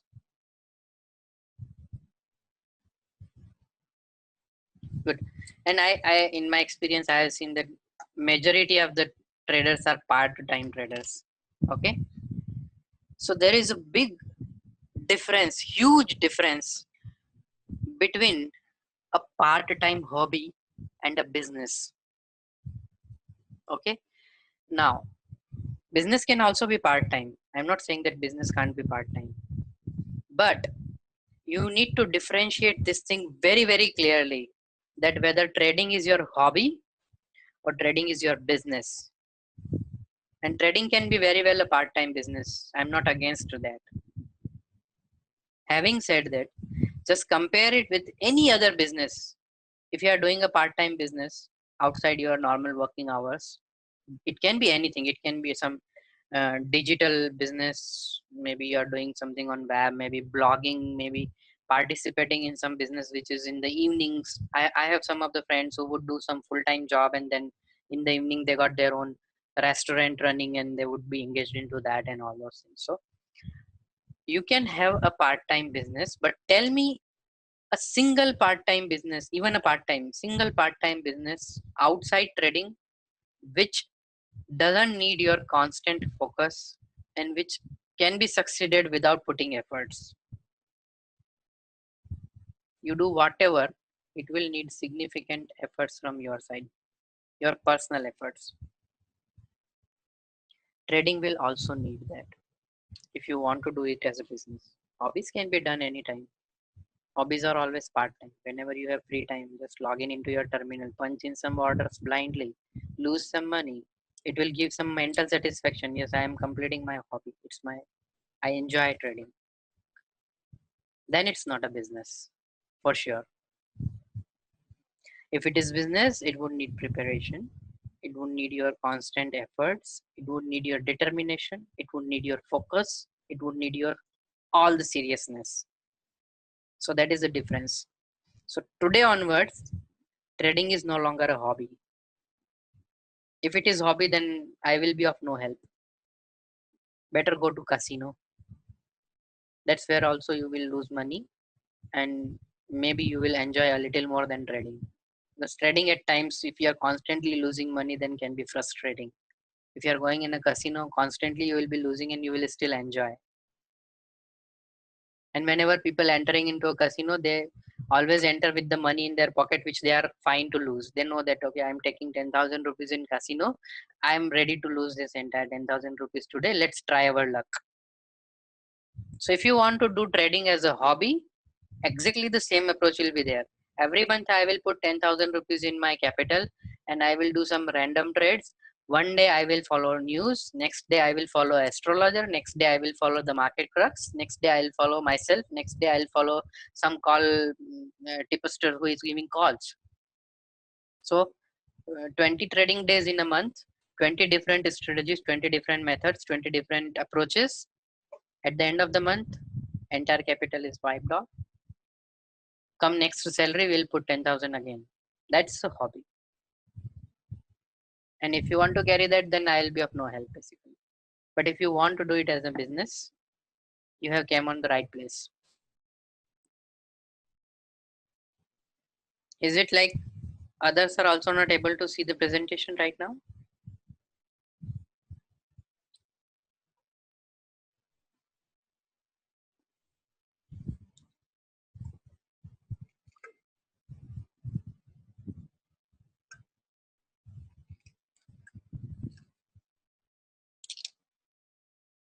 Okay.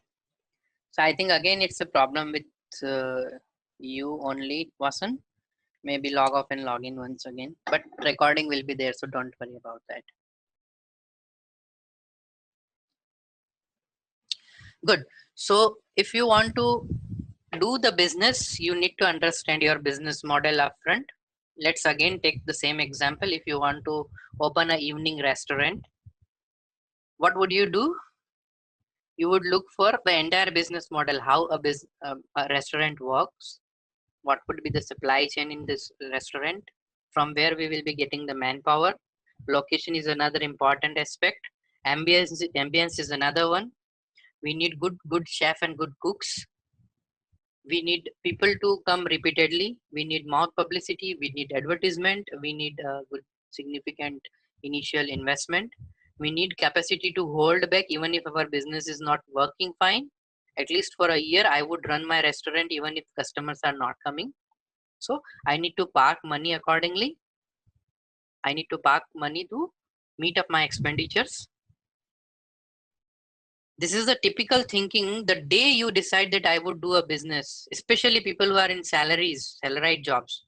The day if you think I need to start some sort of business, all these things will come on the day one itself in the mind that, okay, let's take a venture. Let's start some store. We need location. We would start thinking that how big the size would be needed of shop, what kind of material we will be putting, how much investment will be needed, what kind of staff will be needed, from where the material will come, how we are going to manage the supply chain, from where the customers will come. All these things will come upfront before you even take first step. This is traditional business model. When we start trading, we don't think all such aspects. Of course, it's virtual. It doesn't need infrastructure, which is fine, but it needs preparation. It needs sustainability. It needs your sufficient capital parked for this business so that you can sustain for a prolonged duration. Have you thought about all these things before starting trading? You might be thinking all these things now because you enrolled for this training. So I can understand now the seriousness is coming, and probably the seriousness is coming because some losses has been made already. Now you want to be serious that, okay, let's learn. Let's try to be professional into this. But when you started trading, did you ever thought that I'm going to run it as a business model? Let's take an example. My business of trading is going to take 10,000 rupees per month from my pocket as a cost of running this business in the form of losses which I'm going to make with my trades and the brokerage. That is our cost of business, na? Losses which we make in the brokerage. Have you thought that if I'm going to lose 10,000 rupees per month, how long I can sustain and how much money I need to park for this business? Anyone thought it? Tell me in the chat box.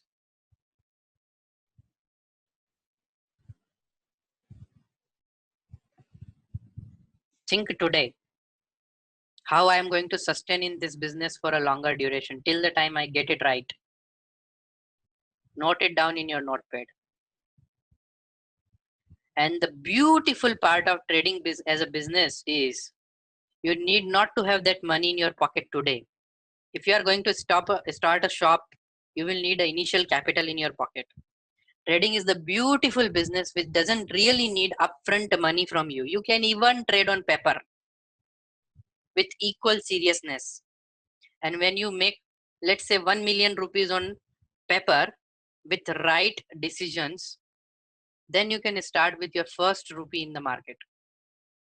What we do in this business is exact opposite of what we should be doing. Nowadays, it's so easy. In the comfortness of your home, you can open a demat account and a trading account, and these brokers will give you excellent tools to trade on. It's so easy. Zero the Kite is such a straightforward platform. You don't even need 1 hours of KT how to use it. Just start. The moment you first log in, it will say that, okay, put in money from your savings bank account here. You put in some money. It is such a easy platform. Just start putting punch in order. It don't care that from where you did learn. Do you know the art of trading? It doesn't care altogether, all these things. What it will allow you to do is expose your money to the market. And the market is there. Market is the magnet which pulls your money out of your pocket.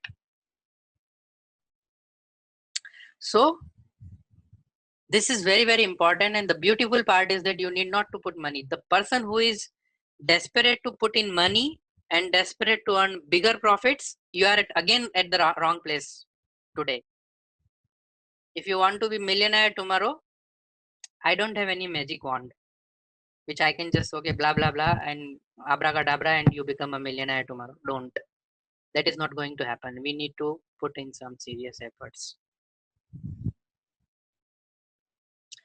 Also, you need many smaller trades to become a good businessman at trading as a business. Even in traditional business, you look around, people who are opening shops and all, they would also try to start small. Assess that what thing has more demand in this particular segment. And they will start putting their, I would say, such goods which are more frequent into their shops. Anyone who is in the sales, try selling a brand which is unknown. Try selling something which is not being well known by customers. It is extremely difficult. Even the retailers will not accept your goods at their counters. They will not tell. They will tell that, okay, One fine day I was listening this discussion. Some wholesaler was at the retail shop over here nearby my home, and the guy was trying to sell some wafers. He said that just put a counter, put some stock of my wafers at your shop, and if it gets sold, then only I will ask for the money. Otherwise, just put it in your display.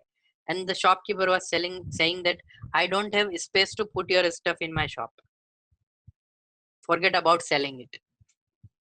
So if you want to put one small section where I will display your items, you need to pay me some rent. That's how the difficulties are there into the traditional businesses. While trading we can do in our air conditioned home sitting in front of our computer, but you need to do lot many smaller trades to become good at it before you go into bigger trade size. So from today onwards, don't look at the others screenshots. I will be sending screenshots every day. Some other students will also be. Profits will be running in thousands and maybe in lakhs. Don't look at them. It's your journey, your individual journey. You have to complete it with your own pace, with your own money, with your own lessons and experiences. Always target that most of your days should be ending in green. Not every single trade, but if you are a scalper and if you are an intraday trader, most of your days should be ending in green. If you are a positional trader, most of your months should be ending in green. So every week we will be taking one trade. One fine week it can happen that okay, we are exiting in negative, but next week we will recover. So 4 weeks gone, after the end of the month you should be net in green. If you are a scalper, intraday trader, target keep the target that your most of the days should be ending in green. Again, as I said, that just like any other traditional business where people struggle a lot, you might struggle in the trading also. So there is no get rich overnight scheme. You must understand your risk very well and manage it well, and set very right expectations from your business. If you are opening a grocery shop, you don't expect to get 100% returns per month. But when you are opening a business of trading, you expect your capital to grow 2x in 1 month. Someone called me up and said that sir lost around 12 lakhs rupees in the market so far and got 2 lakh more borrowed from a friend. Can you help me recover my losses? So your starting point is wrong. I said that give back that money which you borrowed. I can't do that and nobody else will be able to do that because you are day one you are coming with some expectations and desperation. You have some necessity. If this 2 lakh rupees capital becomes 1.5 lakhs tomorrow, your decision making power will be completely gone. You are not fighting your battle in your strong zone, in your preferred zone. Basically, always fight your battle in your stronger points when you are in advantage. So if you have obligations, if you have money which has been loaned, if you are putting your salary into your trading account, all these are wrong things. Actually, you should be avoiding doing that. I'll be absolutely fine even if after spending 2 months saving you can, and this can be done very well with uh, a normal person who is earning moderate. 5,000 rupees in 2 months, save just 5,000 rupees, and till that time trade on paper. Once you are very comfortable that yes, this is what I trade very well, be it one single breakout pattern, consolidation, reversals, whatever you figured it out, did some paper trades, significant 30-40 trades I have made, and I feel that this is good enough. Start with those 5,000 rupees, and the curve of your learning and your earning would be like it will be very flat for the initial few months or even for years, and then it will drastically go up like anything. Not many of you must have seen how the wealth of Warren Buffett has increased.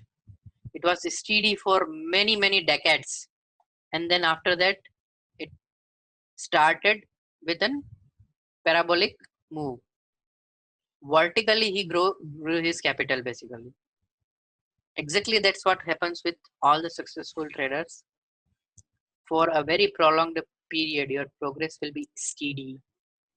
It will be somewhat improvement, and then suddenly, once you are experienced enough and you have made some significant smaller gains from the markets, and your capital is growing now, you can put in some extra as well when you're confident, then you will see that your progress is astronomical.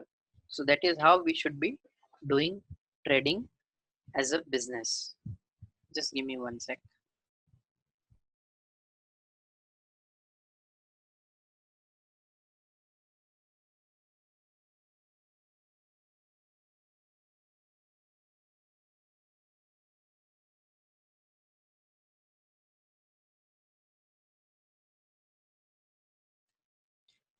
Okay, sorry for the break. Let's progress. So it's 3:50 right now. Would you guys like to have a 10-minute break? Because we'll be sitting for another 2.5 hours next. And we'll see if we can take another 5-10 minutes break. 3:50 is now 4 o'clock. We will be resuming back. I'm going on mute now.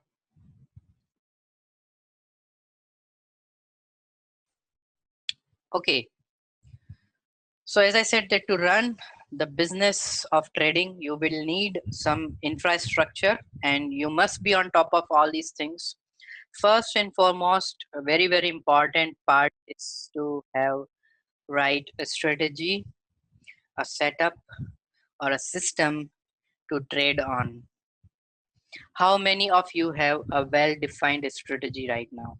I don't care whether it is for Bank Nifty or for any other stocks and for what duration, but just give me a thumbs up that yes, I have a strategy.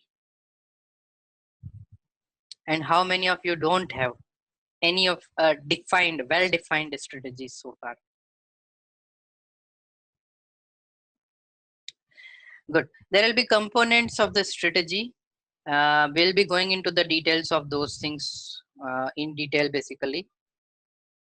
So a well-defined strategy would give you 4 key aspects covered. First is right entries, second is right exits, third is your right management part, trade management part, fourth is the money and risk management part.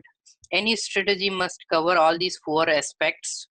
It should give you right entries, signals for right exits. It should give you enough inputs or data or information to manage while you are in the trade. So you should be scaling up, you should be scaling down, you should be trailing your stop losses, you should be managing your risk. The strategy should cover all these aspects. So when things happens in your favor, it will cover. When things do not happens the way you planned, it will also cover those aspects. And if worse happens, like okay, things are not working in our favor, the strategy should also cover the risk and money management part. It should allow you to exit from a trade with without losing significant capital from your corpus. So these are the things which must be covered by a strategy or a setup or a system.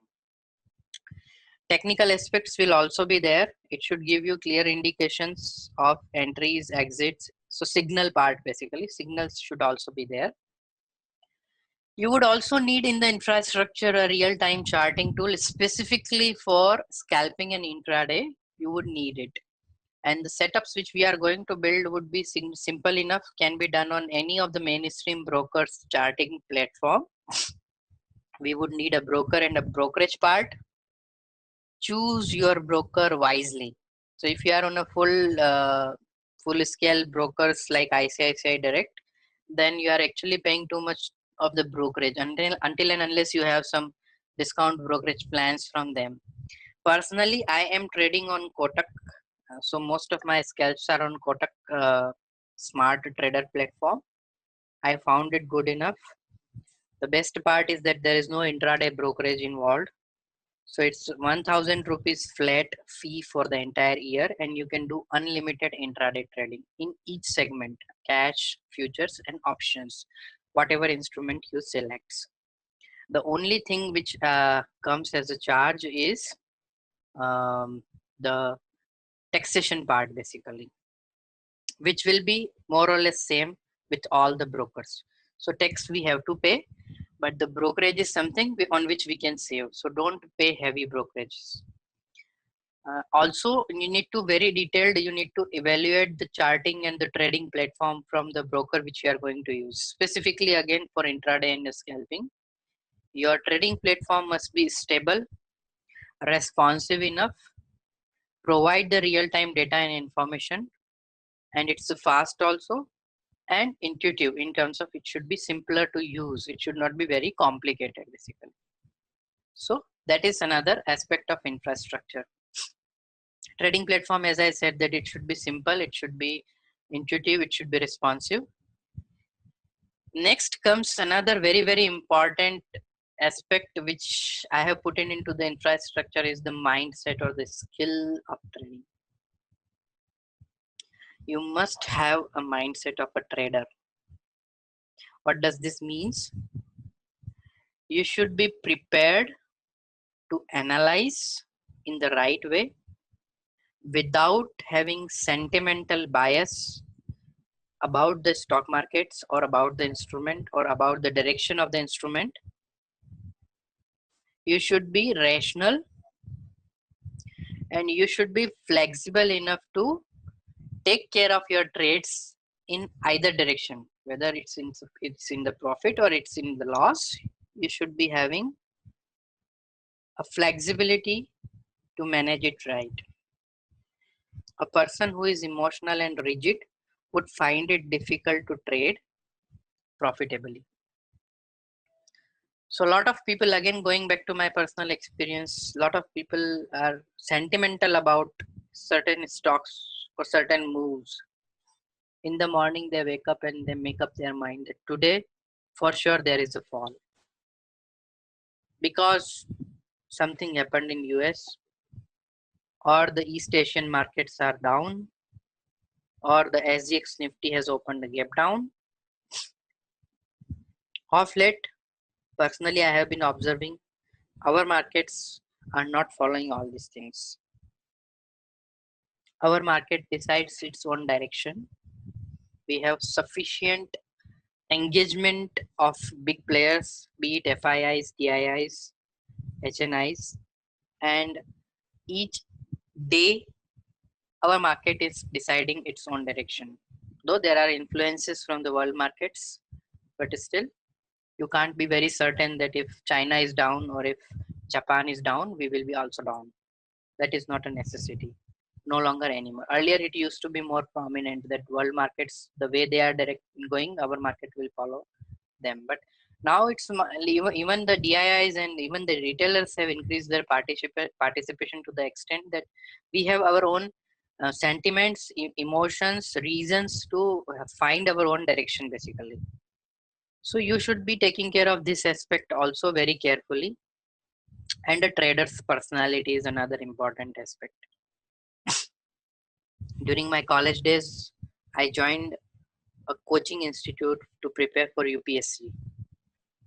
And the person there used to always tell, the trainer used to always tell me that until and unless you think like a district collector, until and unless you behave like a district collector, it will be very difficult to become one. So you need to first get into the personality of that person which you want to be. So if you want to be a trader, a good trader, you need to get into the personality of a trader. So what are the characteristics of a good trader? As I said, he is not biased about the market. He would read the signals and act on that. What is happening with the market is the more important aspect than what is happening within the mind. He would not be rigid. He or she would not be emotional or sentimental about something. And least but very important, last but very important aspect is that They would not react if something goes wrong. So there is a good picture over the internet if you see a trader's reaction on. So whenever a trader is happy, he would be calm. He is angry, he would be calm.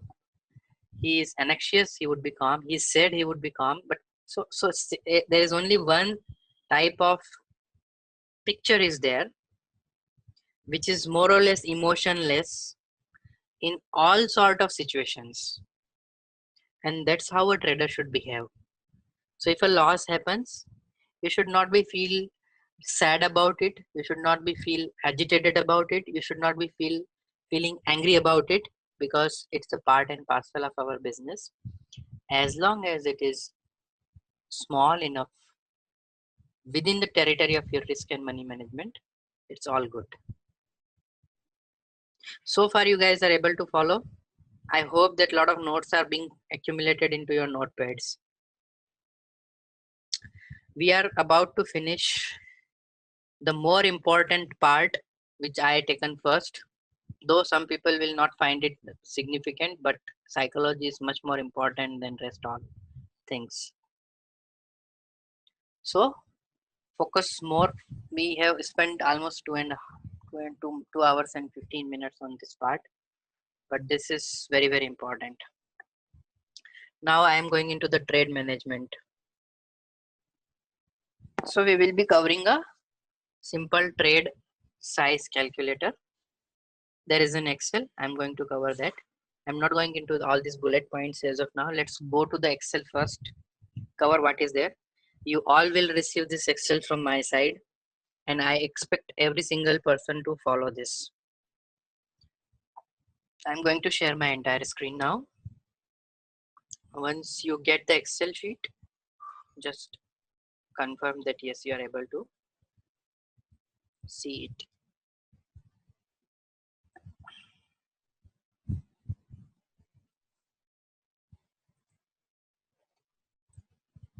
Let me know if you are able to see the Excel now. Great.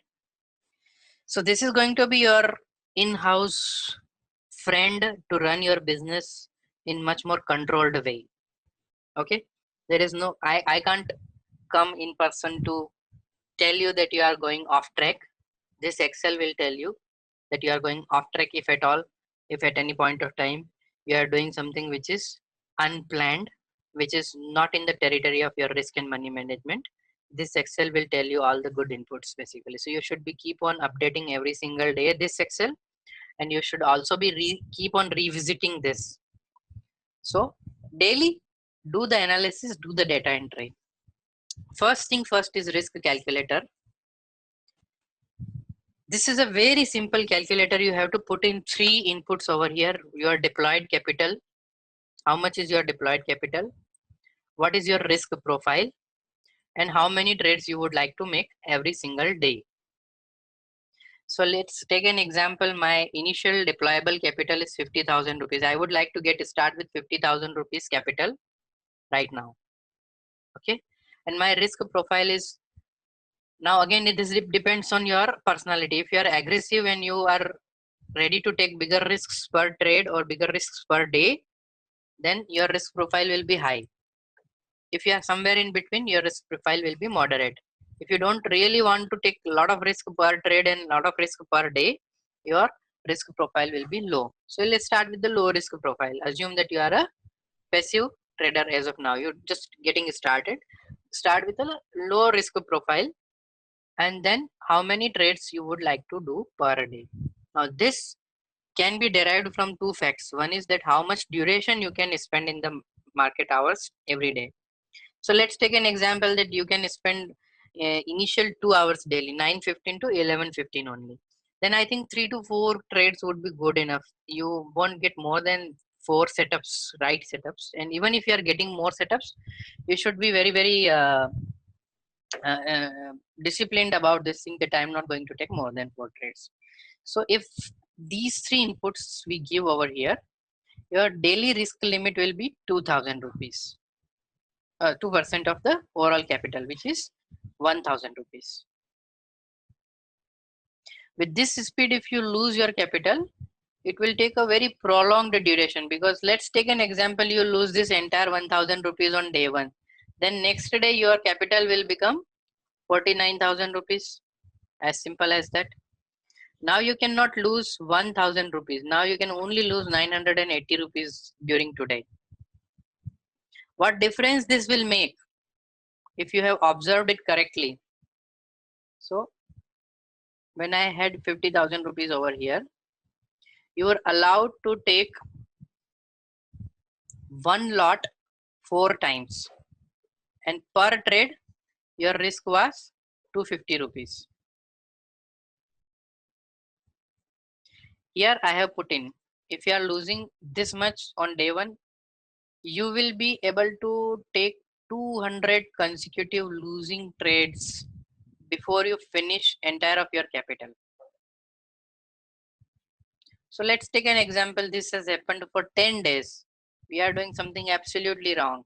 So after 10 days, I am just rounding off, not 40,000. You will be having something more than 40,000 rupees. But let's assume that you have 40,000 rupees capital. Now your daily risk limit becomes 800 rupees.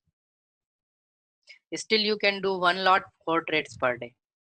Let's further reduce it. Now, if you see over here, what has happened? This particular data has now changed. With 30,000 rupees, low risk appetite, 600 is your daily loss limit. If you want to make 4 trades, you cannot, because each trade would be having a loss of 200 rupees. One lot, 10 points, 200 rupees lost.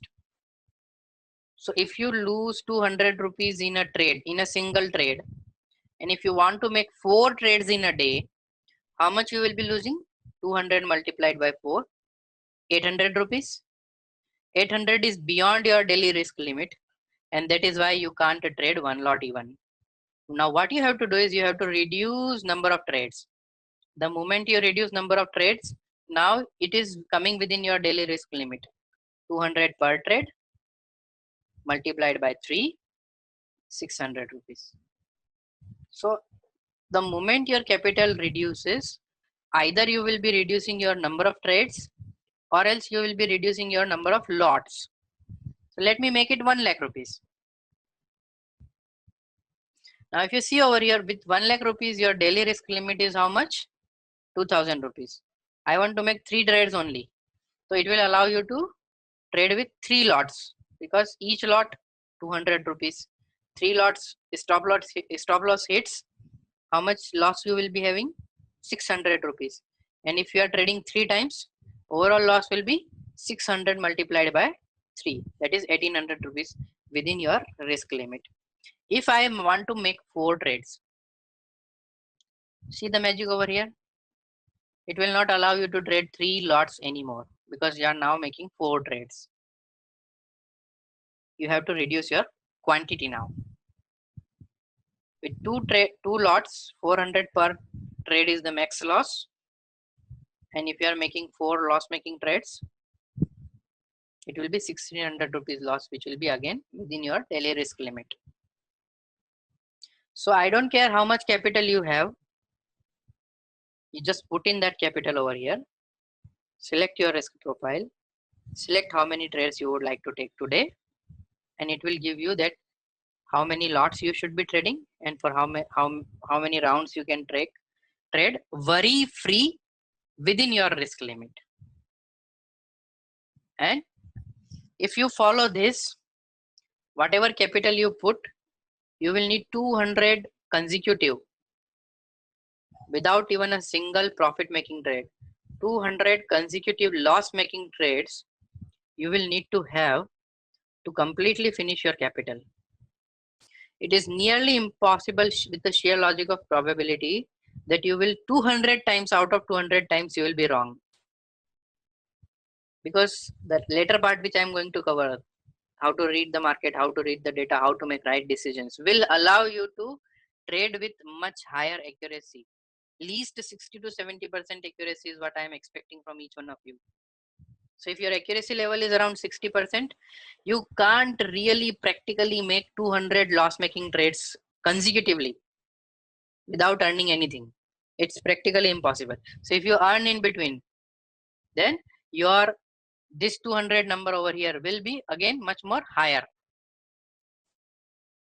By the time we will do this, all this thing, in the process, we will sharpen our weapon. We will be much better trader. We will be much more experienced trader.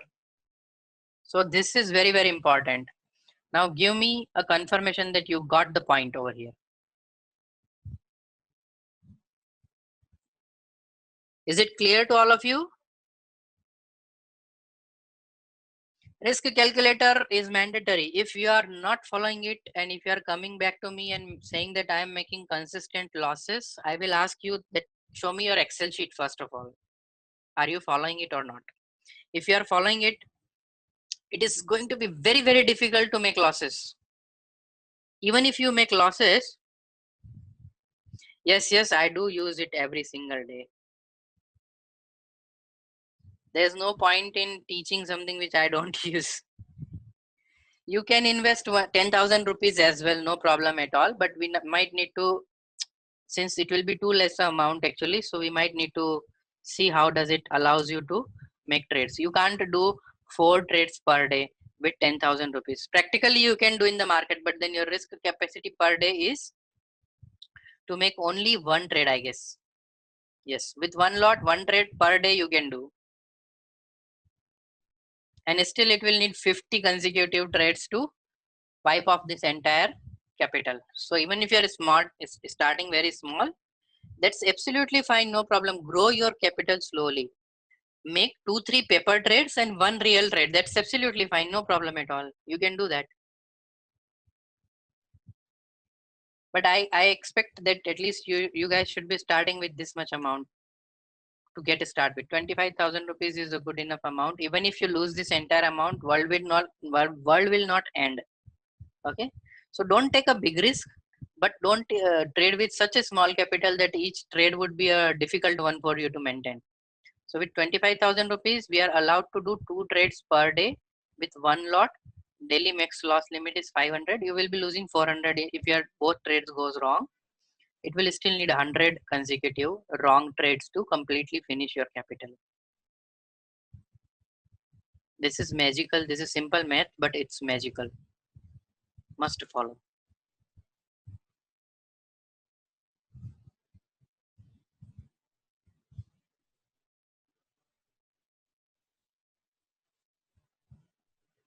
Yes, I scaled it up actually.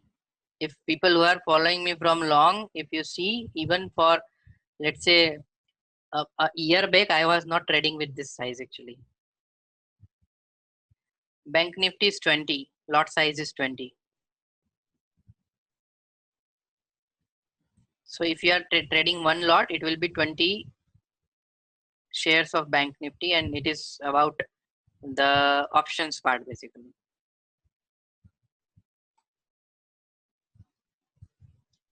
Okay, so let's take an example that your options strike premium is 100 rupees. So 100 rupees is strike premium. Though you have capital of 25,000 rupees in your account, if you are trading one lot, that will be 20 quantity, and total deployed capital will be price into quantity. So each trade you will be putting 2,000 rupees. If you earn profit, 200 rupees will be profit. If you lose it, 200 rupees will be the loss. 1:1 risk to reward ratio. This calculator is for scalping. You can very well change it for any other type of trades as well, no problem. If you want to do intraday, you can put your stop loss as 20 points. Your target is also 20 points and do the math. It will be same as it is.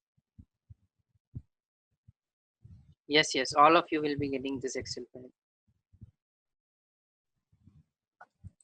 This is a must. Okay, so this is your risk calculator. This will determine the trade size part. Now you can do some exceptions into this. First and foremost exception is that you can do increase your trade size, either lot or number of trades, if you have made significant profits in a day. So let's take example. Today I made 10,000 rupees profit and I want to put 1,000 out of it as a risk. Then you can definitely do. Out of your profits, you are allowed to play, but from your base capital, I will not allow you to play beyond your risk limits. So sometimes I would also give you this zero hero call on the expiry and all. I always tell this thing: if you have earned already, then put a very small chunk out of your profits to take a risk which is limited, but there can be a possibility of earning something really handsome. Despite spending so many years in the market, if I am buying a call or a put which is of a premium around 10 rupees, 5 rupees, 7 rupees, I will still be buying with very limited quantity. 5 lots, something which I would be buying. So if the price is 5 rupees, it will be 500 rupees I'm putting in. And I'll see that, okay, 5 should become 25 and I will exit. So that's how, but then this 500 also will be coming from my profits. If I haven't earned profit for that particular day, I will not venture into that. So only exception in the trade size or number of trades you take per day depends on if you have already earned significant profits and if you want to put some money, not the entire, some money out of it. So another prominent example people tell, sir, morning I was 7,000 rupees positive. Now 7,000 rupees negative. Not a good day for me. When you went 7,000 rupees in profit, why didn't you put a bar that, okay, now if I'm taking a trade and if I make a loss, at least 4,000 rupees plus I will quit. So out of my 7,000 rupees profit, 3,000 is what I am going to risk again in the market. If I come down to 4,000 rupees profit, I will quit for sure. Rather it happens other way around. When you, after earning, when you lose a small amount out of it, you become more desperate. You make another trade. Then 7 becomes 4, 4 becomes 2, 2 becomes -2, -2 becomes -7. And then you are hopeless. Then you think that the day is really bad. No, the day is not bad. You are not managed. You are not managing your trades properly. You are not managing your business properly. When the market had already given you money, why to put it back? And even if you want to put it back, put a small chunk out of it. Na? Why to put the entire profits back into the market? This makes very significant difference in longer run. A day in profits is always really, really great. Instead of that being desperate and if you are ending in red, then it's going to be difficult basically. So always take care of this thing. Okay. Then the second tab is plain simple trade book. Another very, very important thing needs to be followed every single day for every single trade. It will accumulate, you will accumulate and analyze on weekly basis. Put the date over here, put the symbol which you have traded. Most of the cases it will be buy for us because we are going to be biased. But if you have sold something, put a sell over here, put the quantity which you have bought or sold, entry price, exit price, what was your risk to reward, brokerage which you have paid, and after deducting the brokerage, what was your profit loss. This will also calculate automatically your win percentage and loss percentage. Also need to put a one liner remark that why did you take this trade and what was the reason for good or bad outcome. You see over here I have put in some example, captured a reversal on pivot and backed by MTM and RSI oversold. I'll be going into the details of all these indicators and how to read and all those things. But this is, you need to be definitely updating every single trade. 90% of your problems will be automatically fixed if you just put in, realize the mistakes and put in those mistakes into the tracker and read them and avoid them to repeat. You don't need a guru telling you all these things. These are basic hygiene factors of professional trading. And I have one very good feedback from someone There is an ex-student who said that, sir, I took the training. Still, I was trading haphazard for a few months. Then I went back to your Excel and I started following that Excel. Couple of weeks, still I made some ups and downs, some losses, some profits, and more or less on break even. After 2 weeks, I realized that what I am good at, what I'm doing bad, I fixed those things, and since then, I've been earning consistently. So, what difference this thing made is the realization of mistakes and avoiding them. Also, the realization of strong points, good things, and keep on repeating those good things. As I said, you take only one setup and master it, I'll be more than happy because you'll be making money. So, this is what you have to maintain. Is this clear? Any confusion, questions around this? I take it as a no. So let's proceed. Now, this is what you have to follow. This is trading advancement plan. I have prepared it for 16 weeks, that is 4 months. Okay.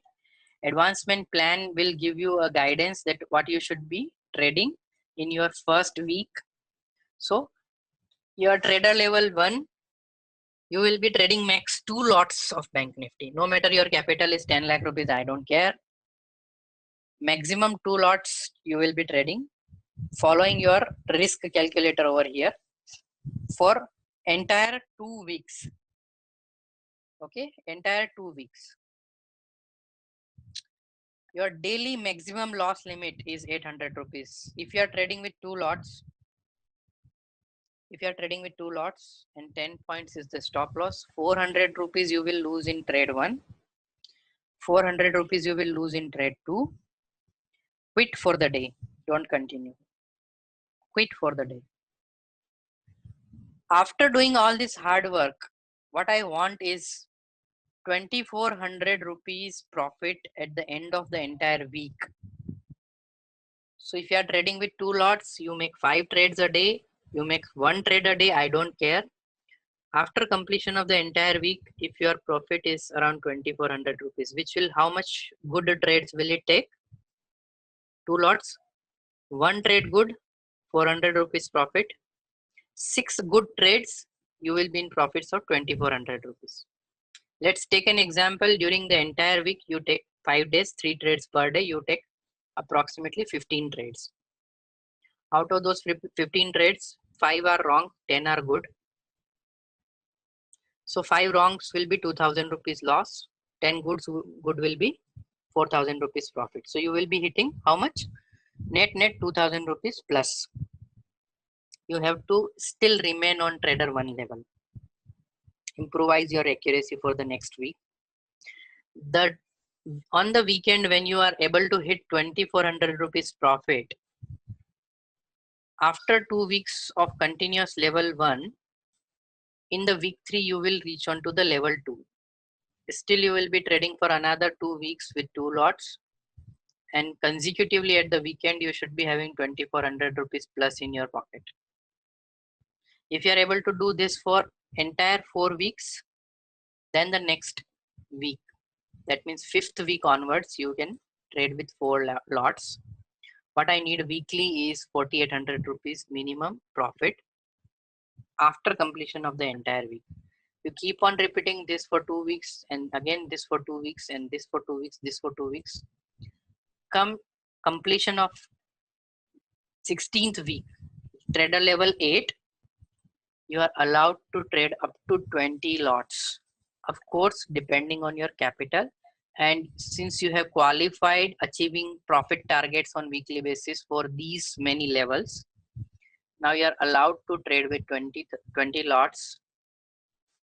Your weekly minimum profit must be 2400 rupees to proceed further, 24,000 rupees to proceed further.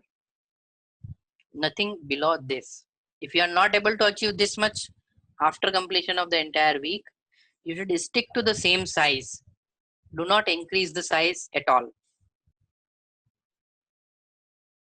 So this you need to follow for 4 months. You will, and believe me, I can give you in writing, you will never look back in your trading career if you are following this thing. You will never ever look back. If I can't achieve this much, I will not proceed further. I will keep the lot 2 only. No third lot will be introduced up until and unless I am able to achieve this much weekly. 1 week I am done. Second week also I will repeat this. Third week also I will repeat this. Fourth week also I will repeat this. Fifth week I will double the quantity. Then again for another 4 weeks I'll do the same thing. Then I will double the quantity. Again another 4 weeks I'll do the same thing. And then in the level 7 I'll be trading with 16 lots. And then level 8 I'll be trading with 20 lots. If you are able to achieve this much, it is approximately 1 lakh rupees per month. And to trade 20 lots, you don't need big capital. 1.5 2 lakh rupees is more than enough to trade 20 lots. Significant enough. So this is how you should be progressing. Keep the realistic expectations. Put the target in front of you. Daily target won't work. And targets like putting 1 lakh rupees and earning 1 lakh rupees out of this will not work as well. I can tell you upfront. Put a very realistic target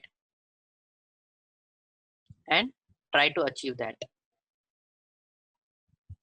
So if you are trading with 2 lots, approximately 8,000 rupees will be needed in capital. And if you are doing it right and you are making 2,400 rupees after the hard work of entire week, that is 30% on your capital. Never else you will be getting this much return. Yes, I'll be telling you where you can do paper trade. Don't worry.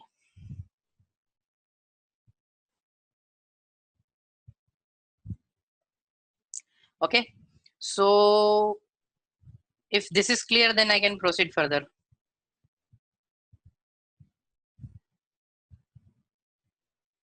How much trades means number of trades you are saying. This will come from here. You need to decide that, okay, if I can spend 1 hour a day, I will be making 2 trades only, or else I'll be making 3 trades, and this is my capital. So accordingly, it will decide that how many lots you should be trading. Less number of trades, higher the lots you can trade. So if you are trading only once a day, you can trade up to 4 lots. If you are making it 2 trades a day, you can only trade 2 lots in a trade. So this will come from here.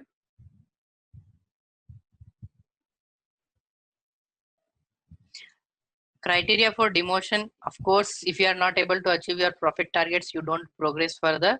If you are making losses, this is your daily loss limit. So if you are consecutively making losses, there is no demotion as such. But of course, if after reaching at level 8, if you find it difficult that you are not able to continue, then you can of course reverse back to level 4, level 3, level 2 as well. If your capital is also significantly reducing, then you should also go for demotion.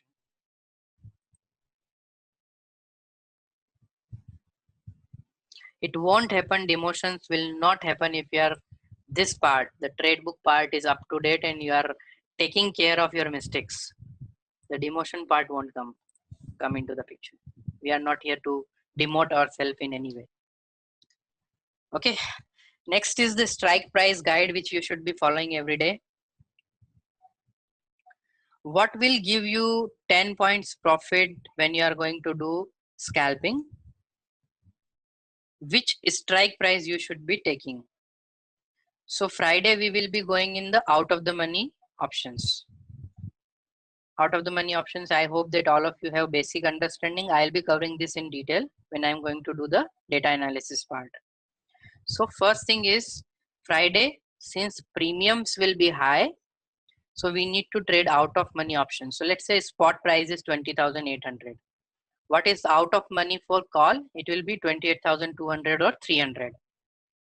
1 or 2 strikes up the current spot, and puts will be 1 or 2 strikes below the spot. These are the out of the money options which you should be trading, which will be available in the premium range of 120 to 150 rupees.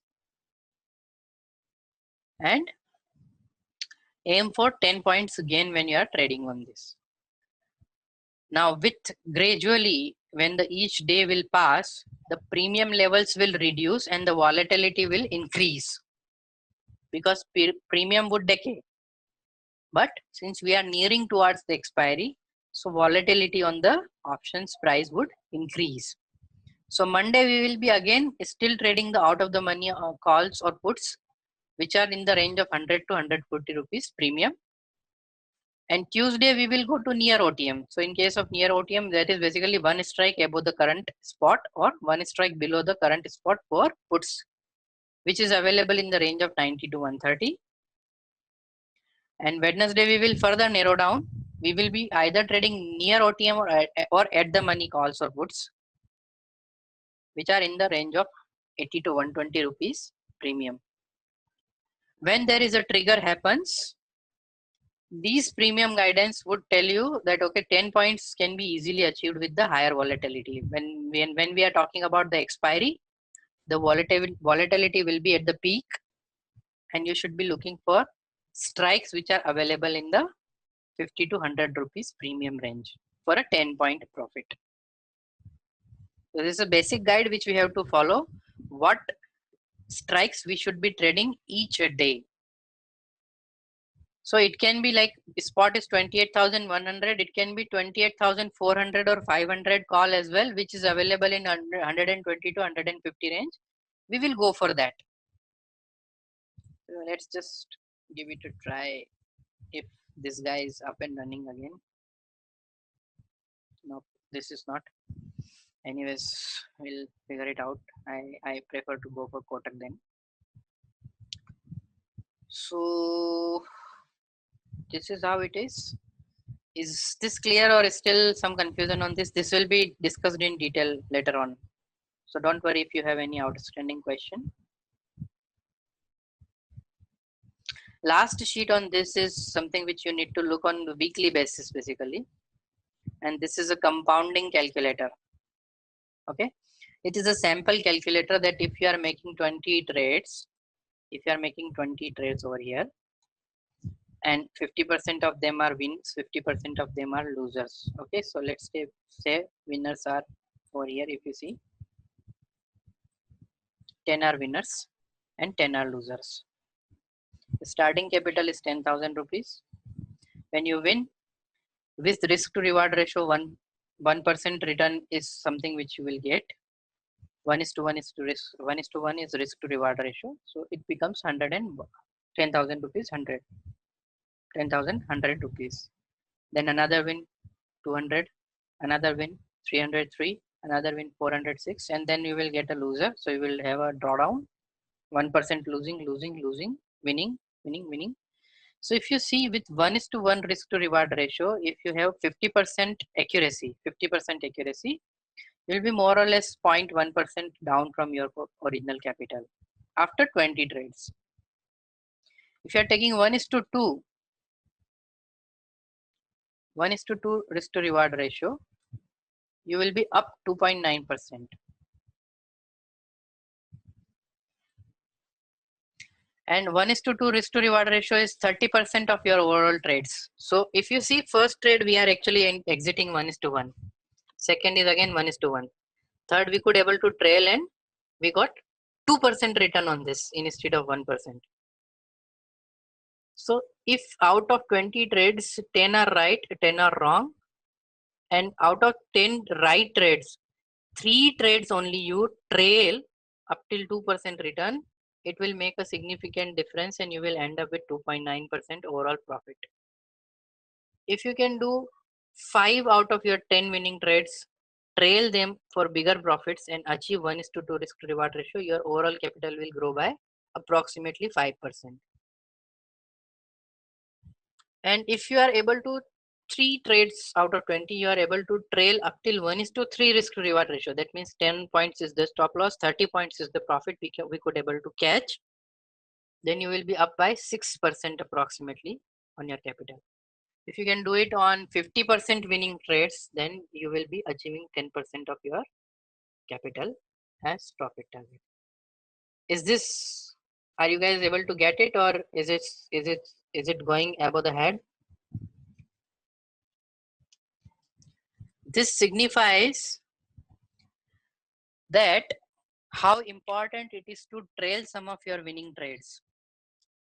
If you don't trail and trade with 1:1 risk to reward ratio, 50% accuracy, you will be net in loss.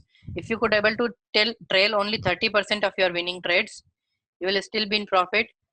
You will make significant profit if you are able to trail 50% up to 1:2. And if you are able to trail it up to 1:3, and beauty of Bank Nifty is it can allow you up to 1:5, 1:7, and 1:10 risk to reward ratios as well. If you are able to catch the momentum at the right place, you can very well with the 10 points stop loss, you can trail your trade up to 100 points profit as well.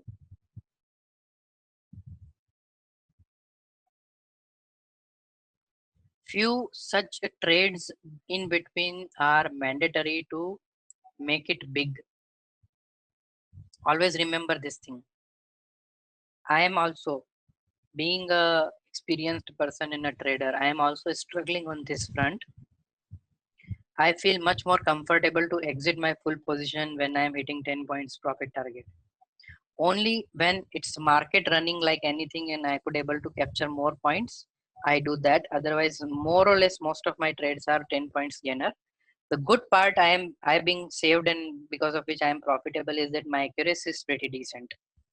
So that makes the difference. If my accuracy is anywhere little less, then I should be looking for some big winners basically.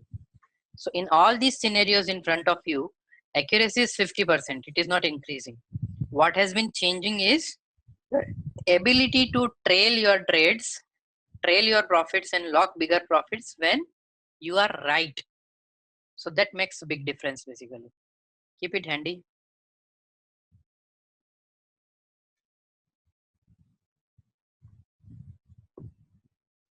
There is no maximum trailing stop loss. Once you are in like profit and you are trailing the stop loss, there is nothing minimum or maximum. Sky is the limit basically.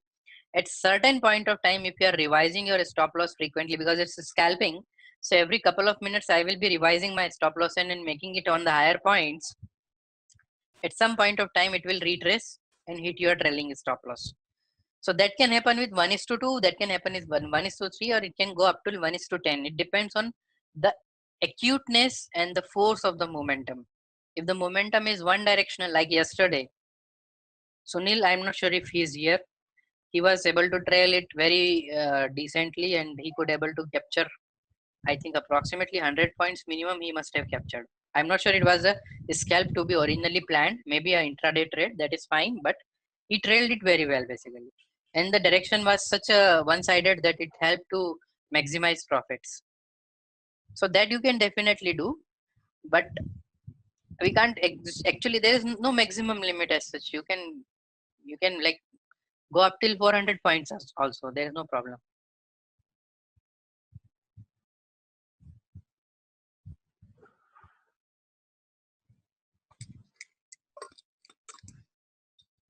Bracket orders can be placed if your broker allows.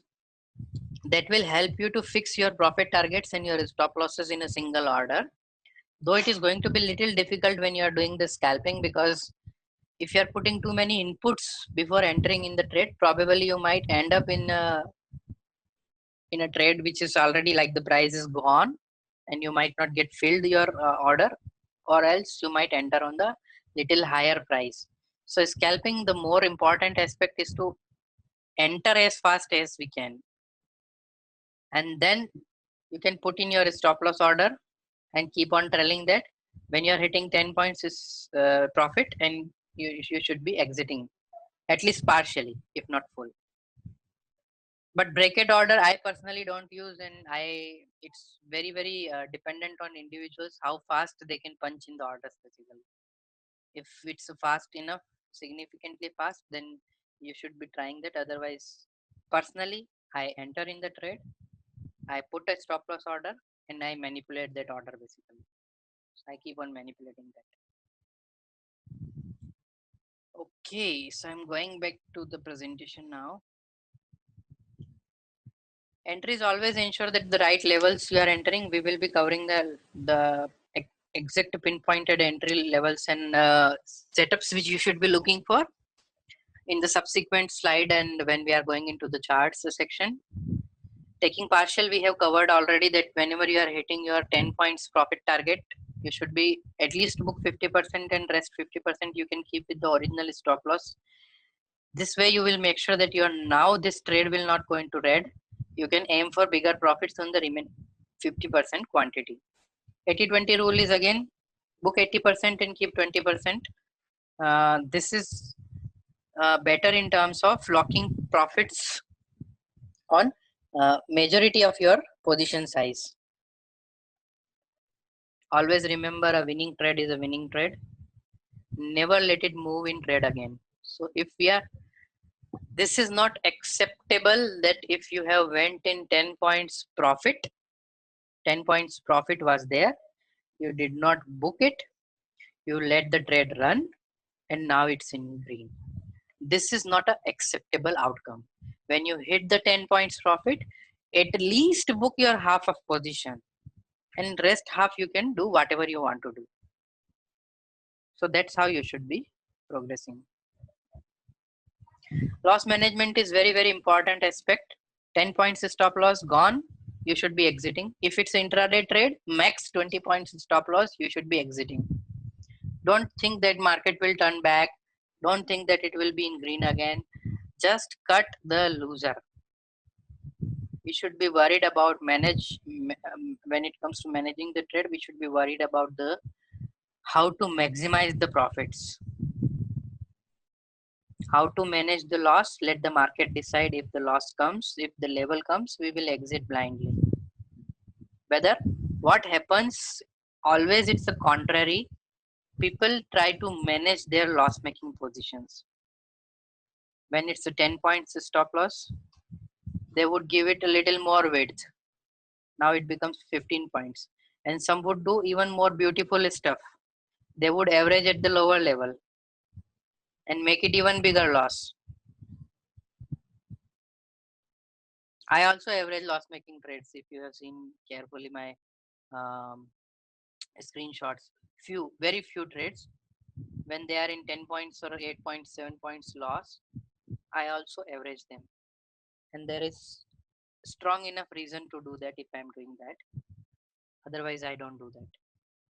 So most of the times you will see that my averaging trades would be a bull flag basically, which where I first leg I have entered on the higher side, considering that this momentum, the breakout, would go sharply in one direction. If I have entered on the higher side and if the market see the pressure, let the price come down 8-10 points when it comes down, and when I see that yes, there are buyers in the level 2 and these guys will push the price back again up, I will average my position at that point with a very, very strict stop loss just below that. Even at times when I'm averaging, my stop loss would be further 5 points basically. And I would prefer to exit from such positions just above the break even. So if I've entered at 110, averaged at 105, averaged at 100 rupees, then 105, 106, I would prefer to exit. Because when I entered at 110, I entered considering that the momentum will be of one-sided and I will exit at 120. But we have seen that at 110, there was some selling pressure because of which the price came down to 100 rupees. And we have seen that at 100 rupees, there are buyers also sitting. So there is a fight where sellers are at 110, buyers are at 100 rupees. At both places, we entered half quantity. What should be my exit price? 106, 107, whatever I am getting. That's best. Let's not wait again till 110 and again let the seller come into the picture. Let's not wait for that. So that's how I am managing some of my trades which are not going as per the analysis or as per the wish, but those are very, very few trades out of the overall trades I am committing. Okay. So to make things simpler, whenever there is a loss making trade, don't average it. Read the exit signals. We will be covering these in detail when we are going into the charts, that when you should be exiting from an ongoing trade. Even if it's not working in your favor, even if it's not hitting your stop loss, there are certain things which you should be looking, and at that point of time you should be exiting from the trade if the things are not in our favor. Position size as per the calculator and traders advancement plan must be followed. Two back-to-back losers with 10% loss of capital exit for the day. This has been mentioned over here as well. If you go to the Excel, if you see over here, sorry,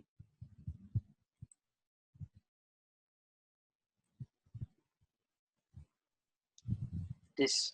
So deployed capital is 8,000 rupees. Two back-to-back losses, 400 loss per trade. Two back-to-back is 10%. Once you consecutively two back-to-back losses, exit for that particular day. Don't trade anymore. If you do 5-6 trades a day, that's enough. Don't take a toll on your health and your mental decision making power and all. Three back-to-back winners, again you should be taking a break at least. Compounding calculator we have covered there in the Excel. Make sure that some part of your profits you are taking back to home always and investing somewhere else. Don't just keep on increasing the capital, keep on increasing the size. You never know, one fine day you may do some haphazard trades and whatever you have earned. And this is also going back to your practical experience, my practical experience. 4 days people will earn small profits. Fifth day, entire profit gone. So don't do that. Taking profits out is another important aspect. Okay, now I am going into the more detailed part. Let's take 1 minute break.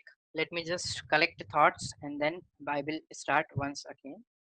We will start with the market structure. So now we are going into the crux of the technicals.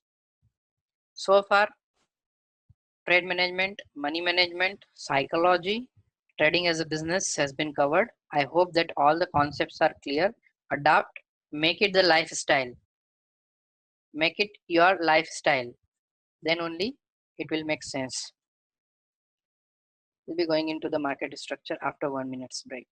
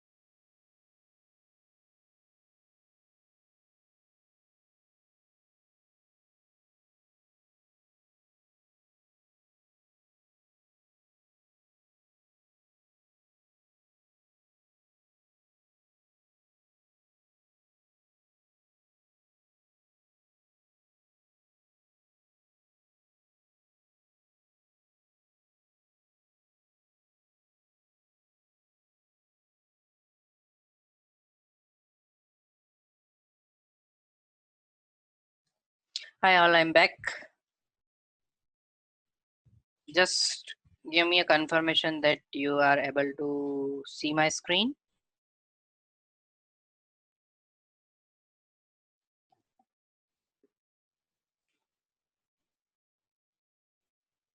Great. So going back onto the presentation,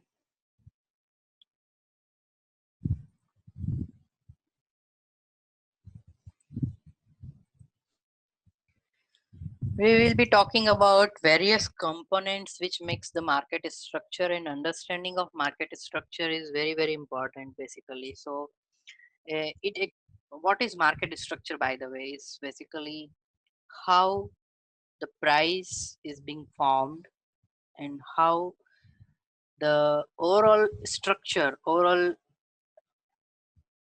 setup of the market is working basically. And then there are tools, there are things which are associated with that, which will help us determine our decisions, which will help us to make up our mind that how we should be reacting looking at the current market. So first of all, momentum or consolidation. So there can be only two things: either market will be trending upside or downside, we don't care, or it will be in consolidation. The consolidation would always be significant in terms of having a narrow range for a prolonged duration, with likely that with a very even volume basically. So I'll be going into the chart and I'll explain you this thing. At the same time, trending market would be basically result of an breakout from a consolidation. Either it will be on the upside or it will be on the downside, and of course we will see a lot of volatility into the price along with some significant differences in the volumes also. So I'm again going back onto the chart now. Hope that this chart is visible to all of you. This is a 5-minute chart of Bank Nifty July futures. Just give me a confirmation that you are able to see. Yes, good. Now I'm going to highlight a particular portion on this chart, which is everyone and anyone can recognize. From here up till here, what kind of market is this? Is it consolidating or is it trending market? Great. It's a downwards trending market. So there will be always two phases into the markets. Either the market will be trending like the Friday, right from the beginning it was in the trend, and till the end of the day it was trending, and the broader market was on the downwards trend. When I say broader market, that means on a higher time frame, if you see the chart, what does it signify? Is it going up or is it going down? That's basically the broader market. For me, 5-minute chart is in the higher time frame. If I am doing a scalp, if I am a scalper, 5 minute and 15 minutes are the mid and higher term time frames basically. Let's try to see when last time it was in the consolidation. It is again a downwards trend, not that acute like yesterday. This was a pretty much trending and then sideways day. This is the range bound day. So if you see over here, after the initial spike in the morning, sorry, after the initial spike in the morning, we have got pretty decent range over here. Just one exception of fact breakdown, which did not sustain, and then there was a break up. Now you can easily avoid any such breakdowns which won't sustain, because what I need is basically whenever I am looking for a breakout, I'm looking for multiple tests of that price. So here if you see, this has been tested, this has been tested twice, this has been tested thrice, and then fourth time the breakout has happened. A perfect trade would be to look for a small retracement over here and continuation of trend, and here you will go long in the market. So I'm going to clear all these things in detail, and we will discuss all these things in chart setups. For now, just make sure if you are doing scalping on 5 or 15 minutes chart, if you are doing intraday on 15 and hourly chart, you need to mark whether the market is in trend or the market is in consolidation. Consolidation will always result into range being formed or a channel being formed which is horizontal. Okay, consolidations are always horizontal. The price will not go up or down significantly. You will see over here, this is a consolidation happened in this area. Then we got a break up. Then price was actually ranging around this and then significant upside.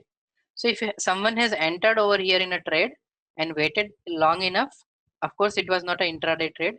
It was not a scalp. It was must be an intraday trade, but good enough profits over here compared to risk reward ratio. I'm not pinpointing the trades yet. What I'm saying is that you can mark all your consolidation zones, and when the market is trending, at that time it will form channel. Okay, so we have to understand channels as well. Let me just select I tool.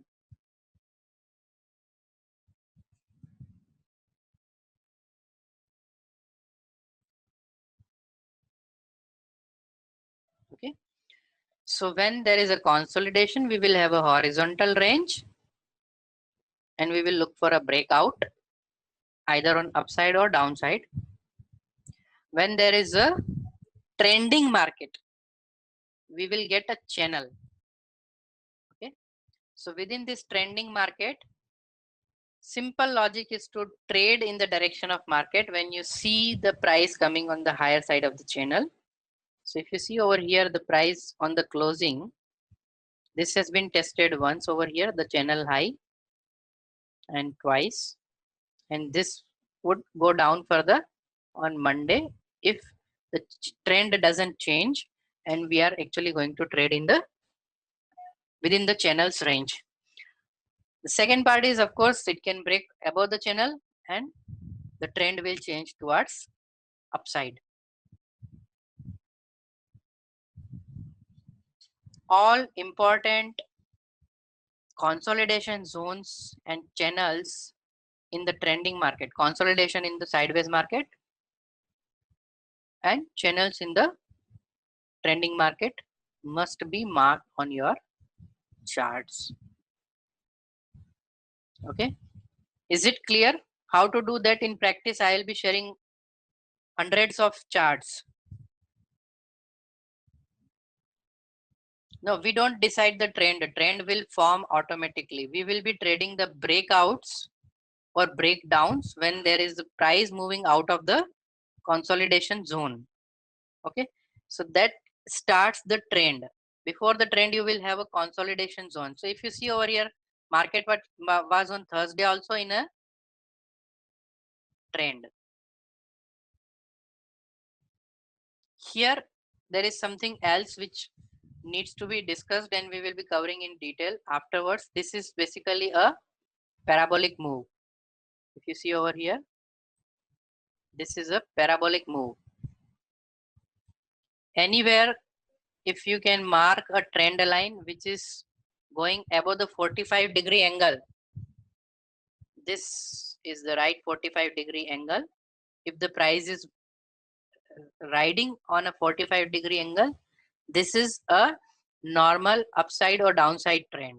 If the price is moving like this is a parabolic move, and it will eventually at some point of time will give you good reversal. That is expected because such acute momentum would result into reversals most of the time. This is not a healthy trend. This is just a spike happening basically. So we need to be careful. all your healthy trends would be having a trend line which is around 45-degree upwards or downwards direction. This is a healthy trend. This is again another healthy trend. But this one was a parabolic move. So we will be taking all the breakouts. If you see over here, there is this another one, beautiful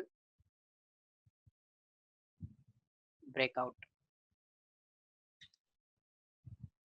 And this was the range. So this was the consolidation range, a little wide one basically, but then it was a beautiful breakout over here actually.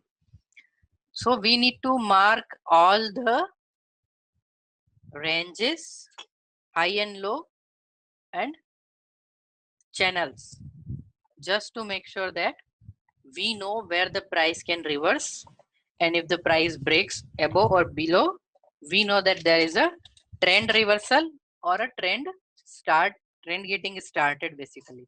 So in this case, if it breaks above, it will be a reversal basically, and we might not look for any short entries later on because the channel has been broken. Of course, the volume also will play a little significant role over here.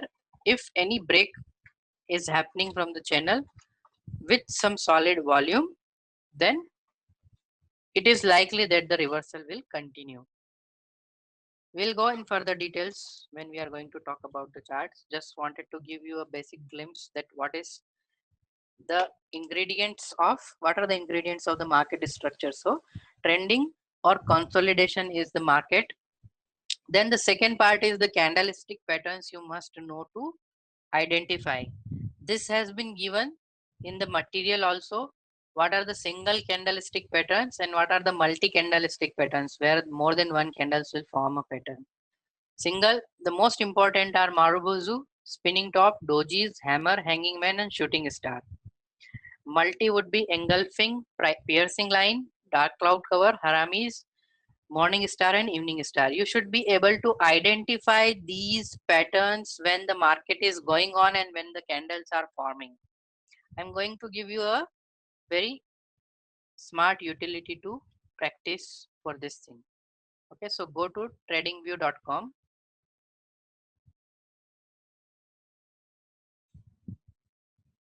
Okay, this is TradingView website, and this is Bank Nifty daily chart. I selected Bank Nifty daily chart. You'll see a chart like this.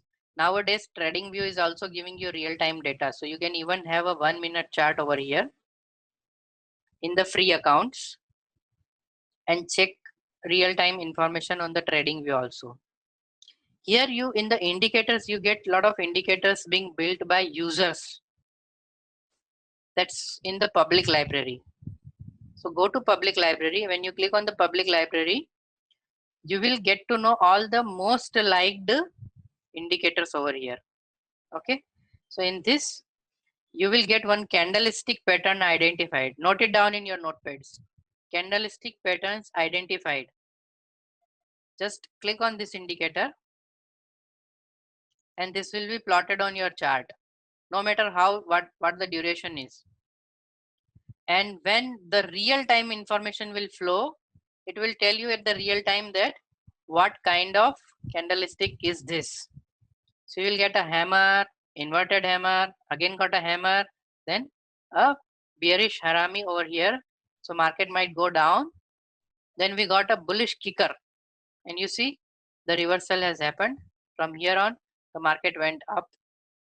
Then a bearish engulfing. What I want you to is at least for 2-3 weeks closely observe with this indicator, closely observe the chart and start identifying the candles as and when they are making. So if you see over here, this is a bearish candle. A hammer has been made with a very prominent and long wick. If you see, this is the area right from here. I practically use this every single day. This is the area. First, on this 1-minute candle, there was a resistance over here with a wick. Price came down, closed over here. Then the second candle break through this price. Third, fourth, fifth, Sixth candle is this one, which is testing this level. Now this resistance has become a support. Sixth time when the price comes over here, I'll be ready with my long order over here with a stop loss just below this candle. So I'm telling you this on the futures chart. This same thing can be done on the options chart also very well. And here if you have entered, your probability of getting this trade right would be very, very good. So I know that this area, this 1, 2, 3, this area is a support now. Let's place an order on this and let it filled. Once it filled, by the time you will see couple of candles, you will get your 10 points profit. Let's move to the chart over here. I need to take a CE chart because this is the closing of Friday. So let me take a good appropriate strike price, which is Bank Nifty 29,800 call, which is of 195. Yesterday was Friday, so we were supposed to trade between 100 to 120 to 200 range basically. Opening it.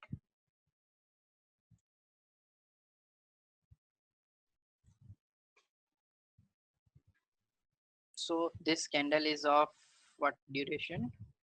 It's 3 o'clock and 15 minutes. Let's see what has happened at 3:15.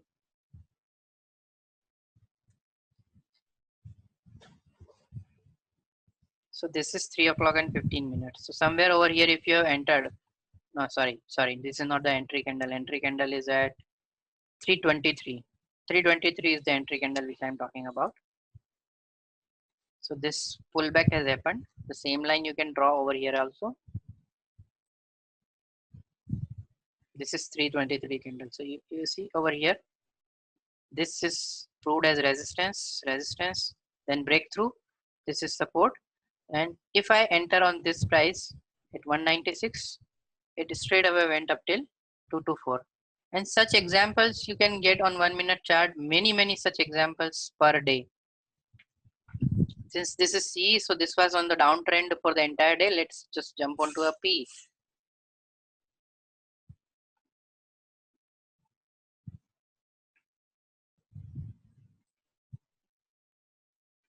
I'm just trying to identify one more example. And the price has tested multiple times a particular level and the breakout has happened then later on. This one is a good zone. If you see over here,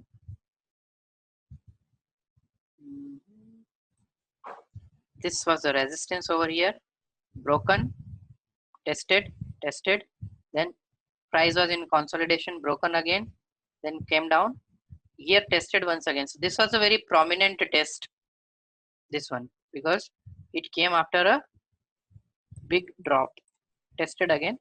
Then when it breaks over here, this is a perfect level of entering a long, because you see this candle, a strong bullish candle, you enter at this level, easily get your 10 points.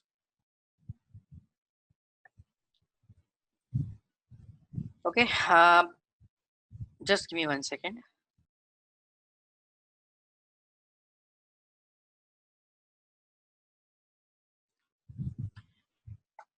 So point over here is, don't start your web cameras, guys, please.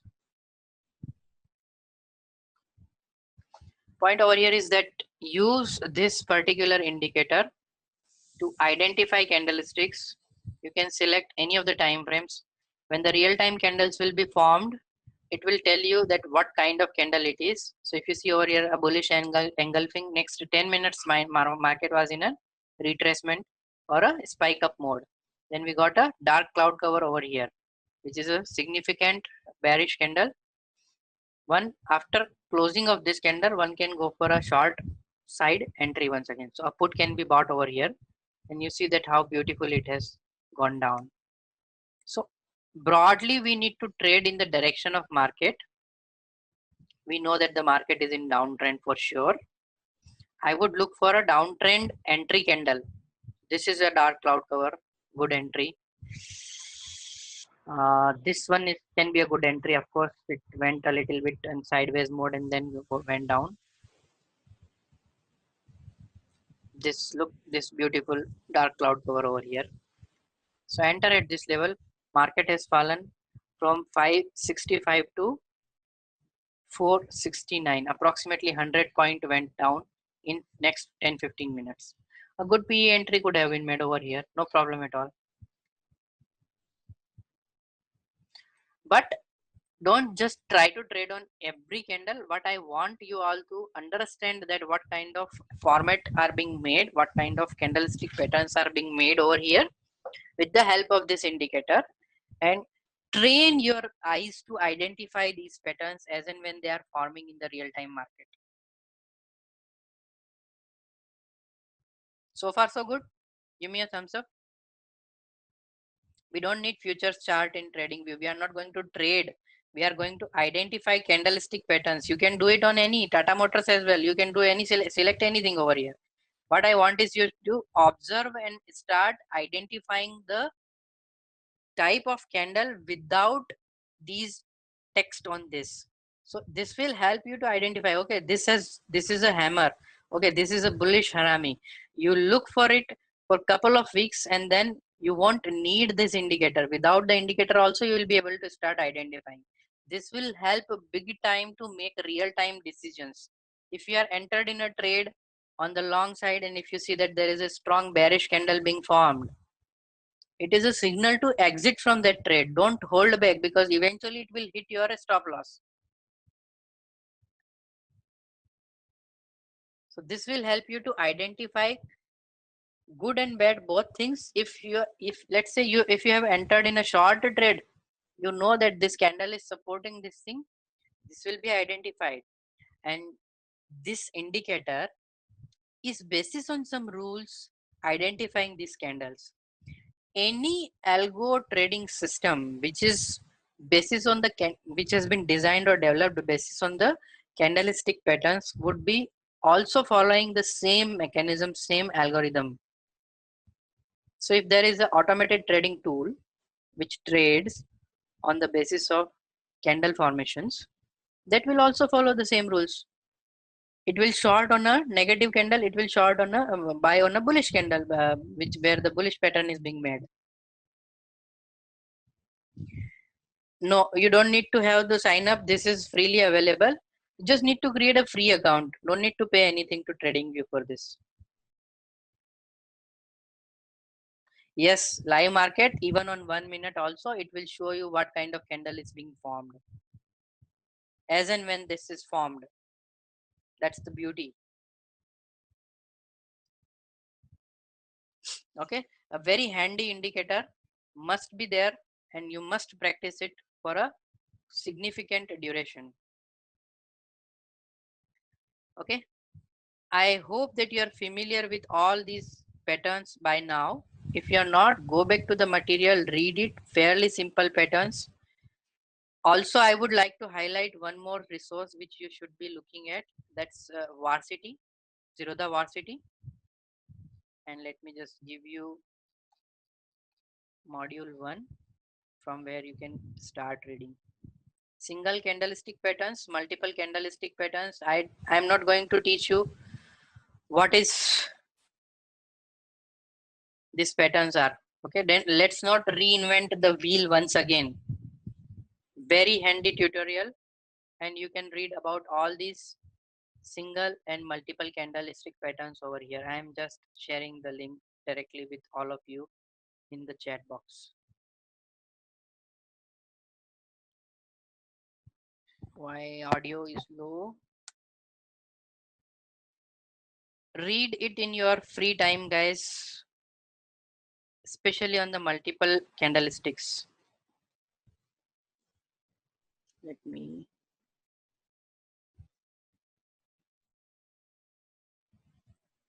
okay, how to analyze market is having low volume. Of course the volume indicator is there. We must be using the volume indicator every time on our charts. And Significance of volume is that, let me just put the indicator first of all.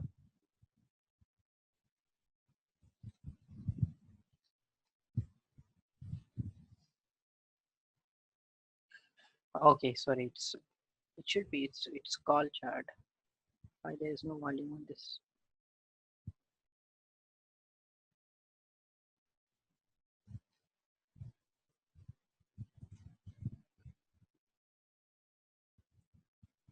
I'm so sorry, guys.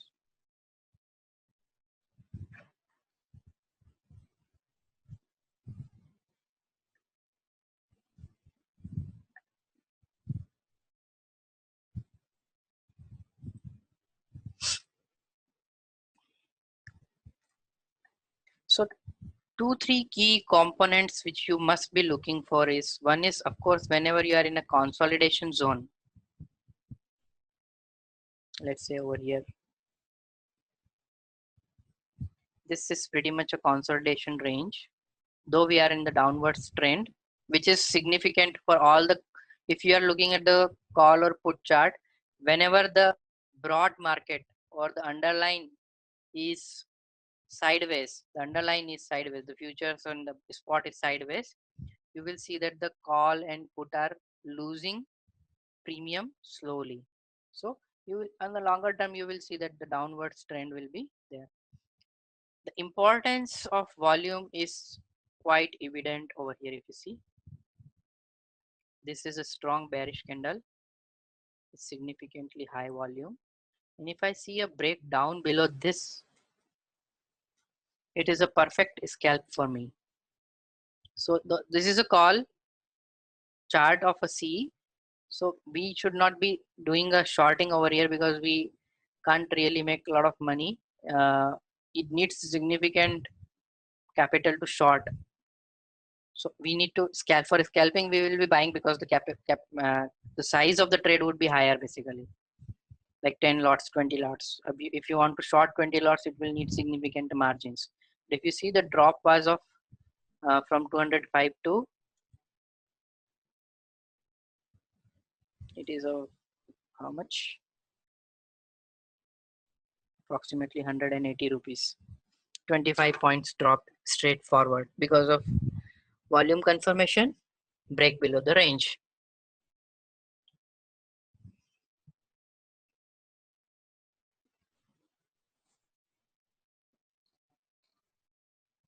Just give me 1 second.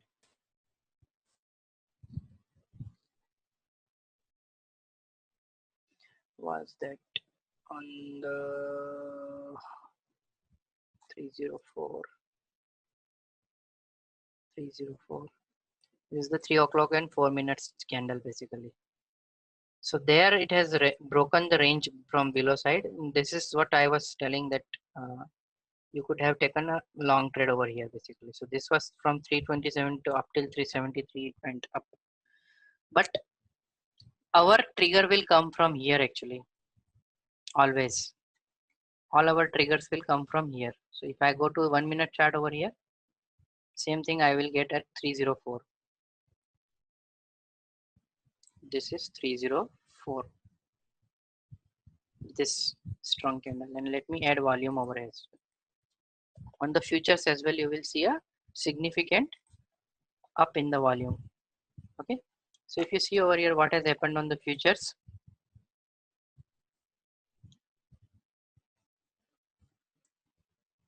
this particular area we have formed some negative candles with increasing volume. This is the strongest candle for with higher volumes over here for an entry. If you see this much, if you are this candle, I would see, and then I will go for a PE for sure, and that will give you easy 10 pointers. So we'll go into these details when we are going to talk about charts more and more. Let's go back to the presentation for time being. Momentum and reversal are two another important aspects which you should be always looking for. And to do this, we have to mark our charts with support and resistances. Okay. So as I said earlier that we marked one particular momentum which was a on a 5-minute chart, parabolic move.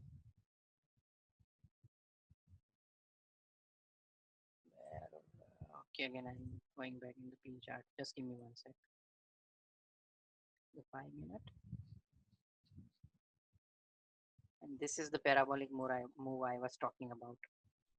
So if you see that this has happened, and when you are breaking below the trend line, this is intraday because I am talking about 5 minutes. So you can go for a short entry. And if you see over here, slowly but significantly, it has came down. So momentum and reversal we have to capture. Now I am covering a important aspect, that how you should be drawing your supports and resistances on the chart. So this is futures chart. We will be always using futures chart for drawing our support resistance levels. The first and foremost important thing is move back to 15-minute chart. Okay, even for scalping and for intraday, I need to mark my supports resistances on 15-minute chart. Okay, 15-minute chart, and I'm removing the volume as well. I don't need it. I need the maximum space on my screen. Okay, so this is what 15-minute chart. Let's remove all these things as well.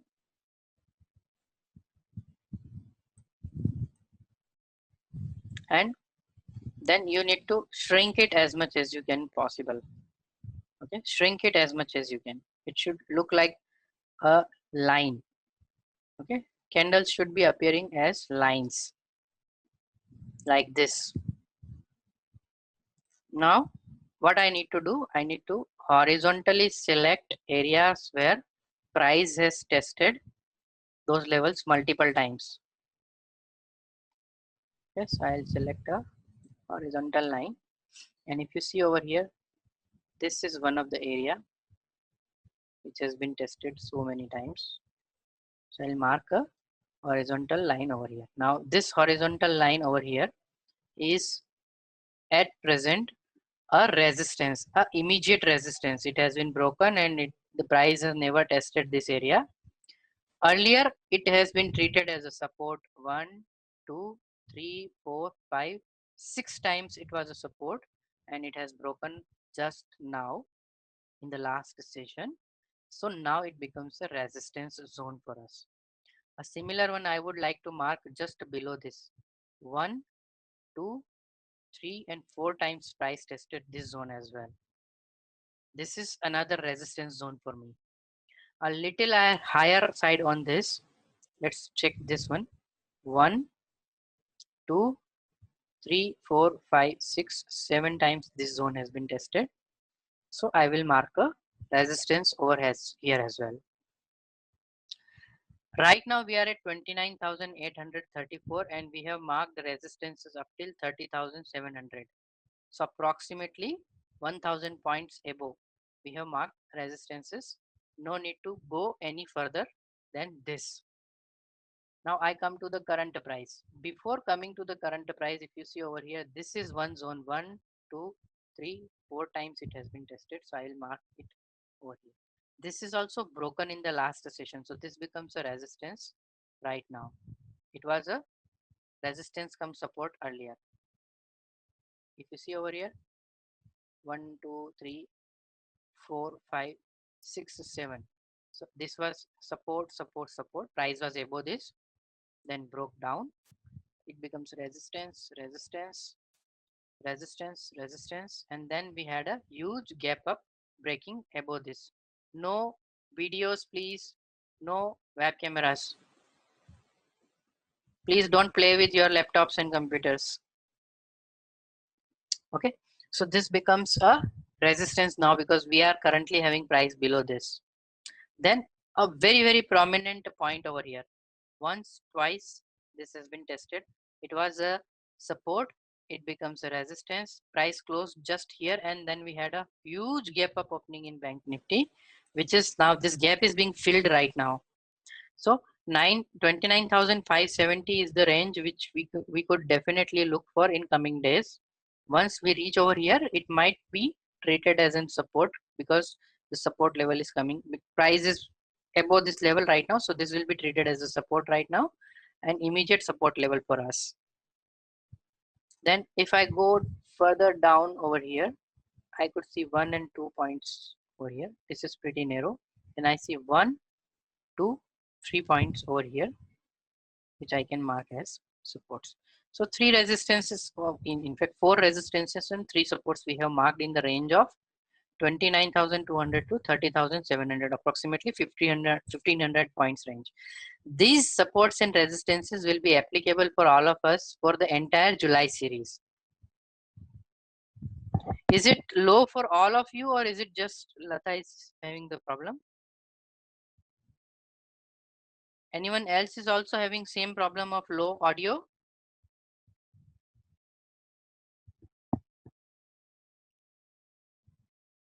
Okay. Okay, I guess it's again something related to internet connectivity. Good enough supports and resistances for key decision points for us actually. So this drawing you need to make every time in the future chart for every month, and this will be applicable for the entire month. In coming days, if we see more points being created where support and resistances are there, then we might draw them as well.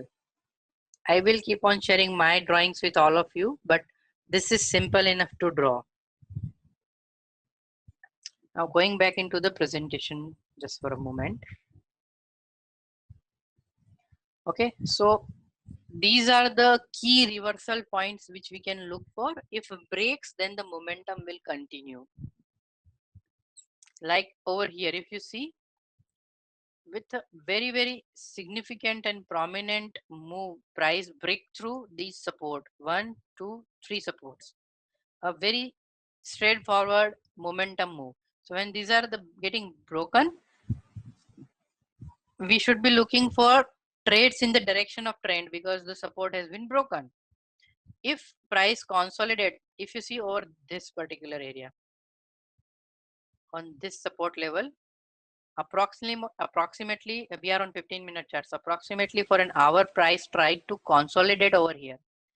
If we could see one candle, 15-minute candle closing above this with significant volume over here, then we can count it as a reversal point and we should be taking trades upwards later on. But that did not happen. None of these candles could able to close. So if you see wicks are going above, but none of them could able to close above the marked support. So reversal try of bulls who were trying to get a reversal over here, that trial got failed and price continued. We should be also looking for an continuation entry after this. So at the low of these three candles, I would take a PE entry, and that would yield me a good 10-point gain. So let's go and check what has happened around 10, 11 o'clock in the PE. So this is the PE chart, and what I want is around 11 o'clock. So if you see over here, around 11 o'clock, if you have taken the trade, 143 up till 179, one-sided move. These are the candles in the consolidation zone, which was on the 15-minute mark over here, between 10:15 till 10:45. So 10:15 till 10:45 is this area. Then once we break through this, easy 10-pointer.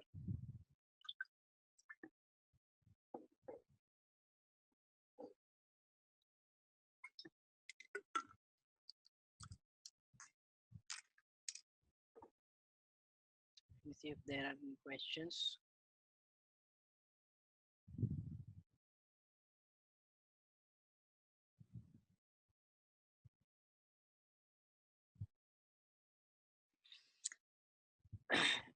Key decision points would be lesser the better. I am taking this question, is 2 points sufficient to draw support and resistances? 2 points in past are good enough.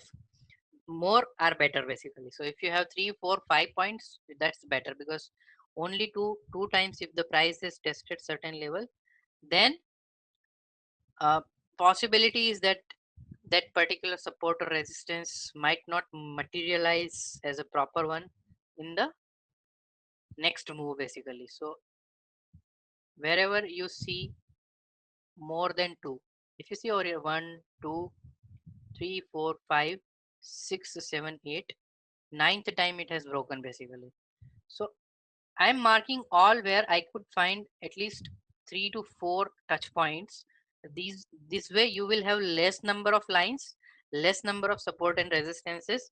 I don't want to be really desperate to trade actually. I want real good setups coming on my chart. Then only I would trigger. Now real good setups would be where there you have significant times the price has tested that particular level. At least 3 4 5 times would be good enough. But if you see over here, these are the 1 and 2 only. This is coming from even past actually. So it has 1 2 3 points basically. 1 2 3. Yeah, so nothing less than 3 basically for me on this chart. But 2 is also fine, especially when you are actually jump into intraday on a 5 minute. Drawings can only be done on 15 and 5 minutes. Never do permanent drawings which are going to be there on the next day also on a 1 minute chart. Do not do that on 1 minute chart. So now I jumped into the 5 minute chart. This is such a beautifully trending day. I can't really find any horizontal supports or resistances over here. This is the least which I can figure out here over here. So if you want to draw on something on the 5 minute, if you see one, twice, thrice this has been tested, draw it, and this can continue for the next day as well. Anything which you draw on the 1 minute chart should not be carried forward for the next day. Anything like in terms of trend line also you can draw it on 5 minute chart and that can carry forward on the next day also. We will be talking about trend lines also in a short while. If you see over here, this is a beautiful trend line on 5 minute and just closed above this. So can be a reversal basically for sure on Monday. So this will continue on Monday. As long as the price is above this trend line, we can count it as in like trend might get reversed. Don't just take the trade. Just wait for some time and then decide. If the trend is continuing upwards, we would like to have at least one such move that the price will go up, a retracement, and then start going upwards. On this confirmation of start going upwards, we will take a long side trade.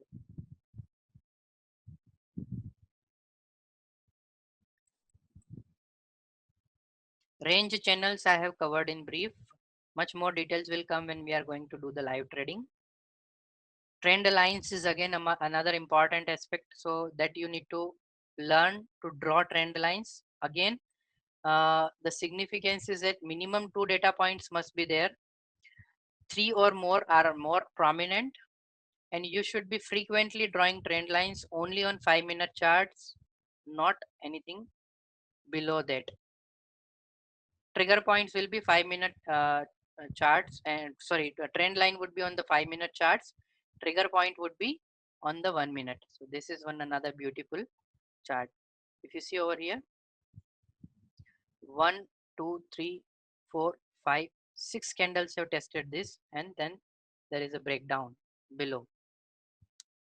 This was on 18/7. I guess this is, I could recall that this I traded as well, and this I actually shared in the students group also. Just to check it. It will be far away, but too many messages over here. Someone did ask me that why you took a C on that candle, first candle on that day. We are talking about 18 18th. Let me just go back in the history a little bit.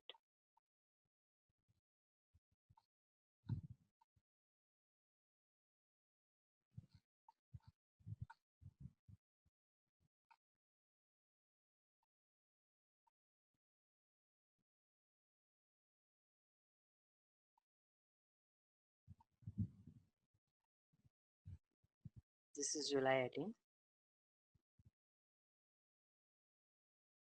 This was the first trade, 30,600 CE, the call side trade. And this is the chart which I mentioned. I'm marking the same thing over here. Same thing over here. Let's just put it a little bit low. This is what I was looking, and basis on this, I took a CE. This is 5-minute chart. If you see, this is also 5-minute chart. So I had this thing marked already. When the price hit this and reversed on 1 minute, I took a trade. This was the trade basically on the CE side from 122 to 134.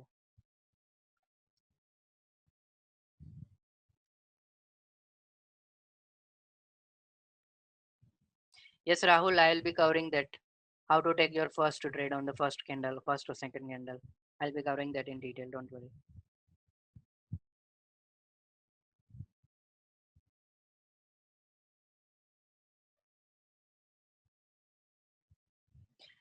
Should we always wait for candle closing to enter? Not necessarily. If and of course not on the 5-minute candle if you are doing scalping. Only entries should be on the 1-minute candle.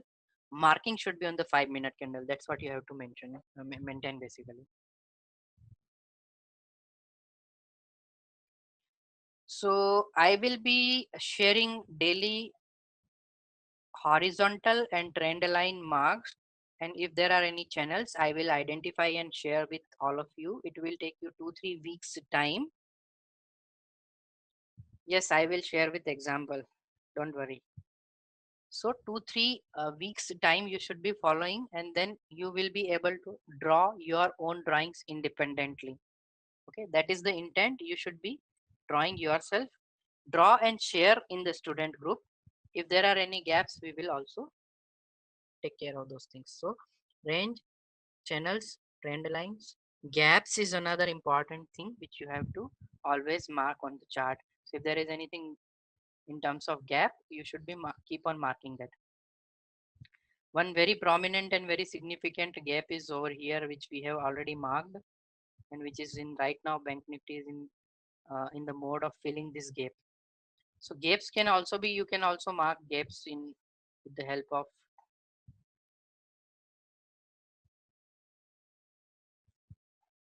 channel tool.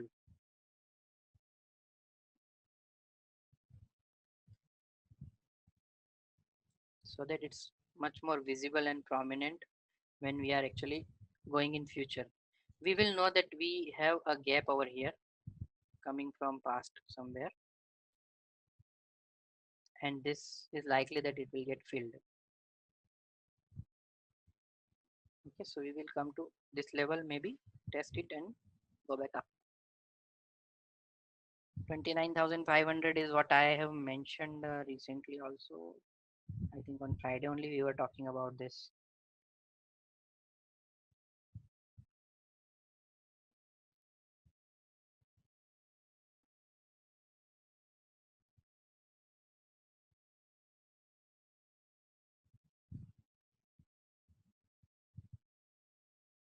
I had mentioned it on Friday.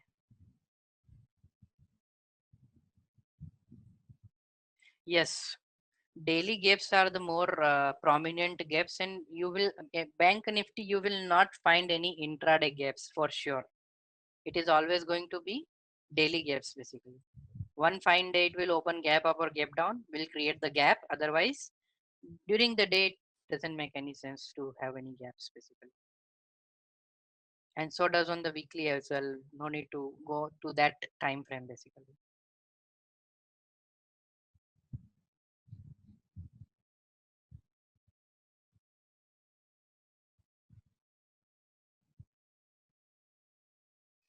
Okay, next is what patterns. Okay, now the another important aspect which we need to take care of, and most of the time we will be trading one of these patterns basically. There are three types of patterns which we have to prominently look for. One is continuation patterns, that can be flags, flat tops and flat bottoms, reversals, head and shoulder, parabolic moves. and breakouts, triangle, channel, cup and handle. These are the only patterns we should be looking for, and you should be able to identify these patterns in the live market. I guess more or less all of these have been shared into the theory part. If not, then I will share some theory material on these, but in the live market you should be able to find flag patterns. Flag is one of my favorite pattern. Basically I would trade many a day flags, and if you see over here, there's one which I can immediately tell you. And most of the days I'll be marking flags with on 1 minute CE or PE chart, where you will see a price being moved quite a lot, got a retracement within a range, and then breaks above.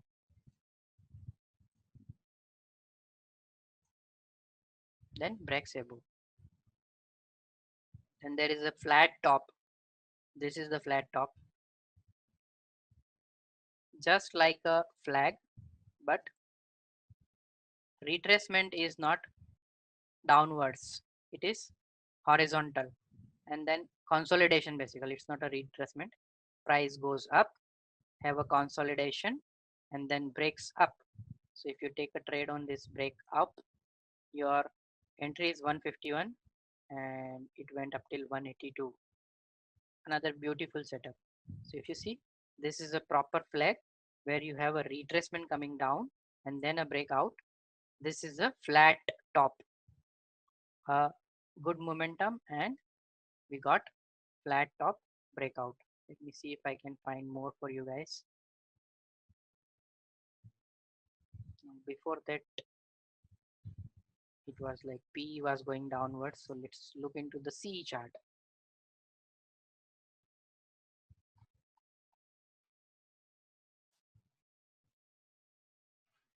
This is Friday, and before that it was completely illiquid. Okay, no worries, no worries. We must be having some more, much more liquid C charts of Bank Nifty 30,200 is there actually already. So let's look into this.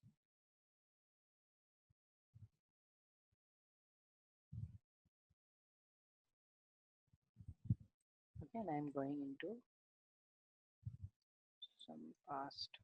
It is actually in last week. These were illiquid, very illiquid. Marking another one which I could able to identify just now, and a very prominent one.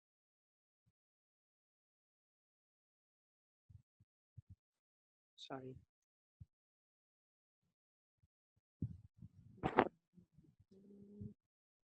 Segment.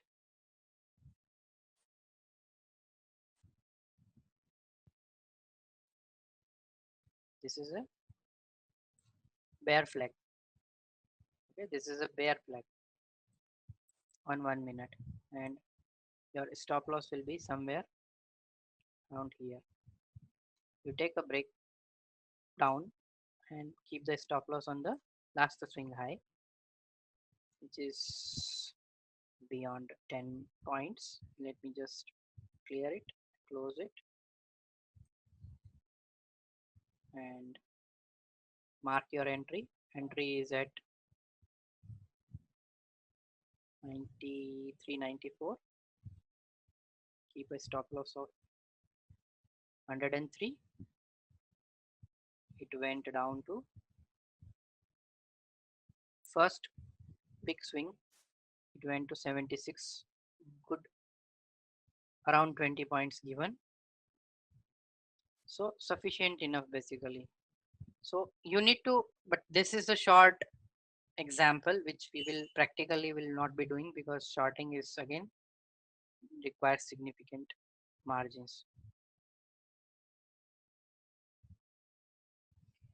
This chart is needed to be in front of you for the full time whenever you are sitting in for trading basically. Marking all these things won't need a lot of time. Most of the time it will happen in history, so you just need to kind of be on top of your affairs. Yeah, it is an inverted bear flag actually. Guys, audio should not be a problem, but let me see if something is with my microphone's voice or volume.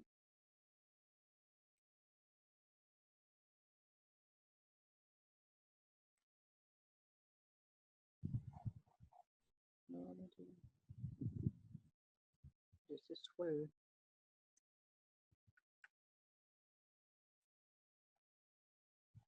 Yeah, I guess it's not from my side. Maybe some internet connectivity issues at your end actually. This is another beautiful breakdown. But we most of the time we should be looking the reversal part basically. So a bull flag, flat top to going towards upside.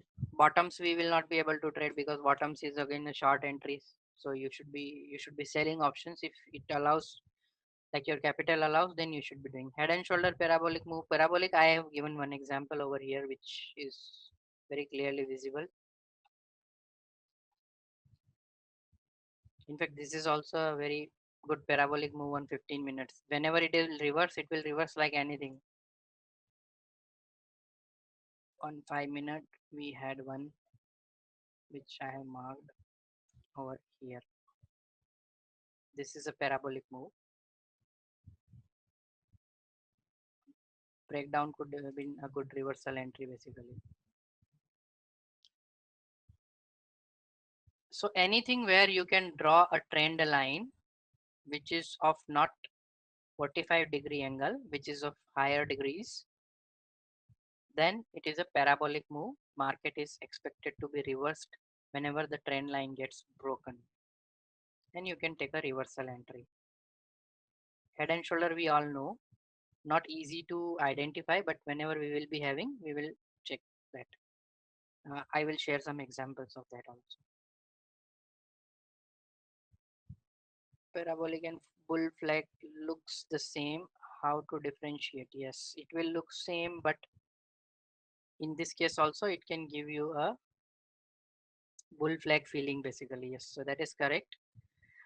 Bull flag would still be somewhat, I would say, the momentum what I want is not very acute actually. I would prefer a momentum something like this. If you see my earlier bull flags which I marked, the momentum was something like this. Where did it went? You see this? It is not a very acute parabolic move. So if you are finding a very acute parabolic move, then try avoiding a bull flag breakout kind of trade basically. It is all in the angle of your big momentum trend line. Most of the days I would not even draw all these things. I would draw just this resistance point, this up till this, and I know that any breakout over here I can take a trade.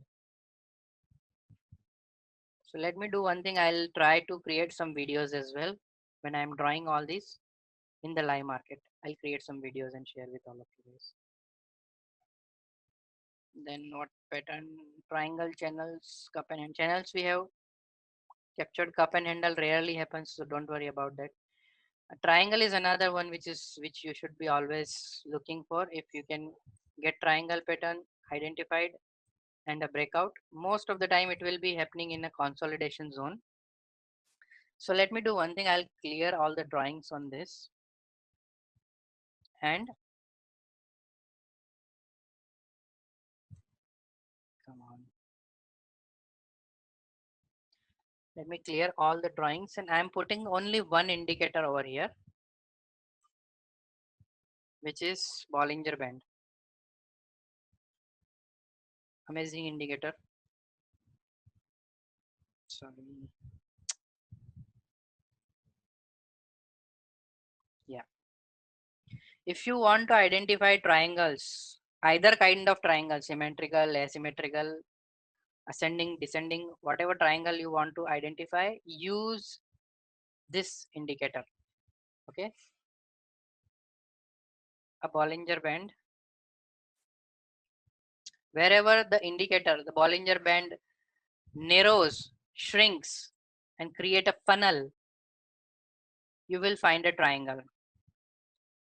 I can draw some just now for our consumption.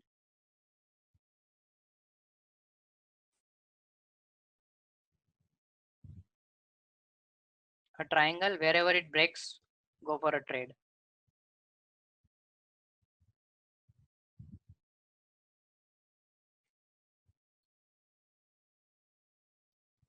Another one, wherever it breaks, go for a trade. Let me try to find a few more. This was extremely trending market.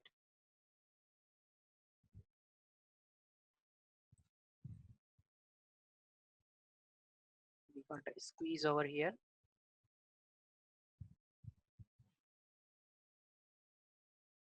I hope that this is visible. Let me just change the color, make it little bold. You see, there is this triangle. It is a little bit wide like this. A break above, you can go for a trade.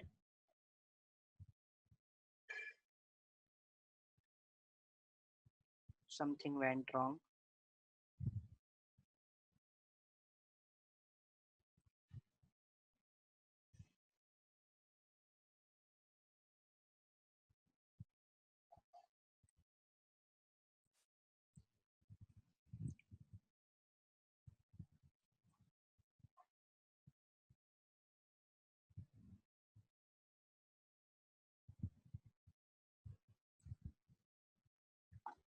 I'm marking one more. I'll keep on sharing this. This is a regular practice in the student group.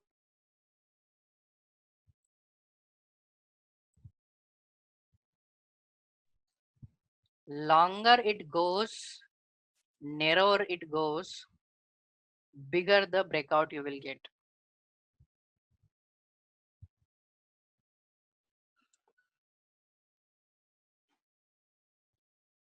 Guys, would you like to go for a 2-3 minutes or 5 minutes break? It is going to take some more time. We would finish by around 7 today's session. So 5-minute break.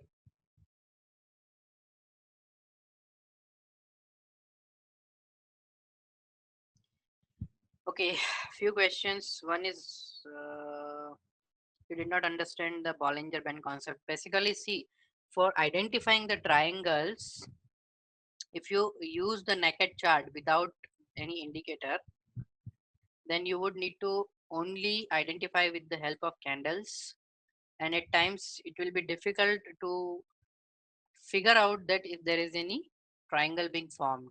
So what you have to do is basically Bollinger Band you can put in. Now this is just a two standard deviation band basically on above and below the price. What this will help you to identify is that when there is a narrow range coming, whenever you see a Bollinger Band getting narrow, all these upper and lower Bollinger Band, both of these are getting closer to each other. There is a squeeze of price is happening. Price is ranging within a certain smaller range basically. Squeeze, whenever you see a squeeze, you will find there is an triangle pattern being formed because there was a upside move, there was a downside move, and there was upside move, because of which the Bollinger Band got widened. Now we are having a narrow range coming up, and because of this the Bollinger Band is getting narrow and getting closer to upper and lower Bollinger Band lines are getting closer to each other basically. This will signify that yes, there can be a triangle pattern which you should be drawing and verifying. Tomorrow I am going to cover the Bollinger Band in detail when we are going to build our chart setups for all scalping and intraday and positional thing basically.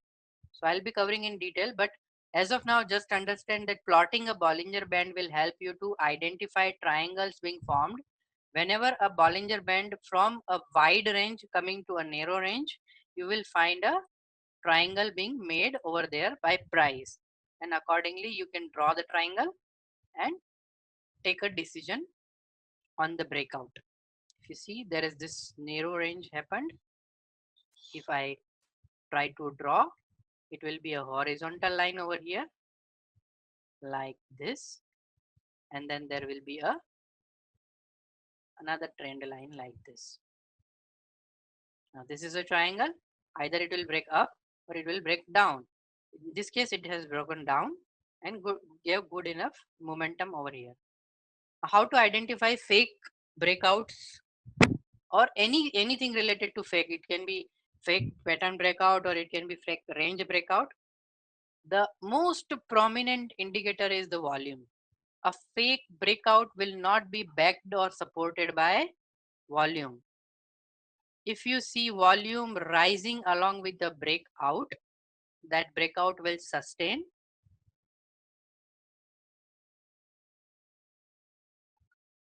That breakout will sustain. And what we need to track is significantly, higher volume on the candles which are about to break out from a zone. So if you see this one, this is the breakout candle closed below the range or marked support with a significantly higher volume. If you see, it is higher than almost last 10 minutes, 15 minutes volume, then it is a right breakout or breakdown. If it is not supported by volume, it won't sustain. Let's see the other one which we have created.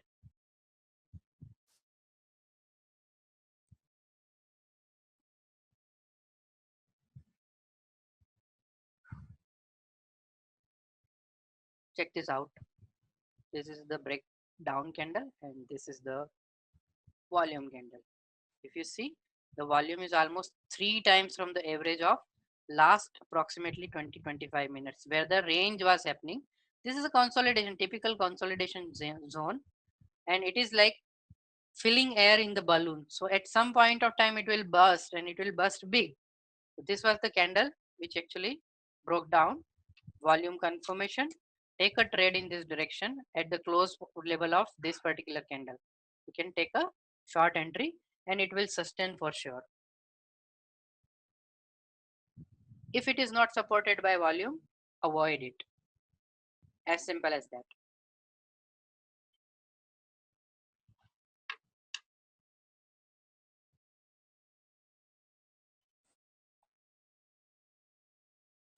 What else on this? So this we will be talking more details in tomorrow's session where we are going to build our chart setups specific for pinpointed entries and all. We'll be building chart setups for intraday and for scalping, and then we will be talking about the strategy of the positional trades as well. That's a hedging strategy, and we'll take it away tomorrow. The key decision points which you have to always keep in mind and mark on the chart are these: previous days high and low. How we are going to mark it with our chart is very simple, and here comes another indicator. So let me just remove this. On a 5-minute chart I will mark my day. You can even use a 15-minute chart as well. So let's make it 15-minute. And previous days high and previous days low, these two are very prominent key data points which can work as support, resistance. When it's break up, then it will be like, if it's break up, this will become a support. If it breaks down, it will become a resistance. How we are going to mark it on our chart? We will be using Fibonacci retracement. Okay, and on from the bottom of this candle at the top of this candle. Okay, just draw the Fibonacci retracement and it will automatically plot all the retracement levels for the next day. This is these two, 0 and 1 are the most prominent one. Break above, it is a confirmation that the market will go bullish. Break below, it will be a confirmation that market will go bearish.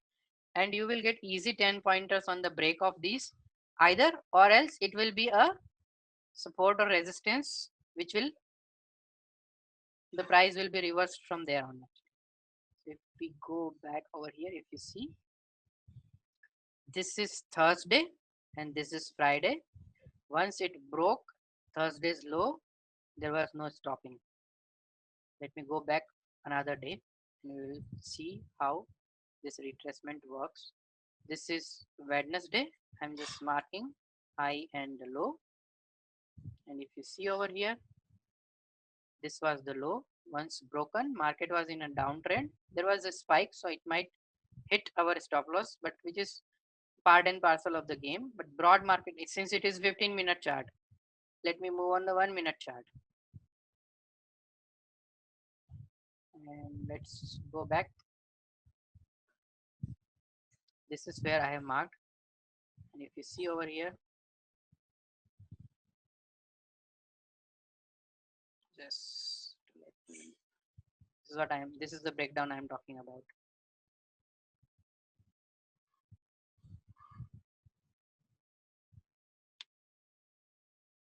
But key decision points are previous day high low, previous day's close, round numbers like 30,000, 30,500, 31,000, current day's open, current day's high, current day's low. These are the key decision points basically. So we need to be very careful about all these levels. When the price comes to these levels, you can expect some good reaction, either reversal or continuation in the direction. So first time when it tested the Wednesday low, it actually treated as an support and went back. Tested twice, and then eventually it becomes a breakdown.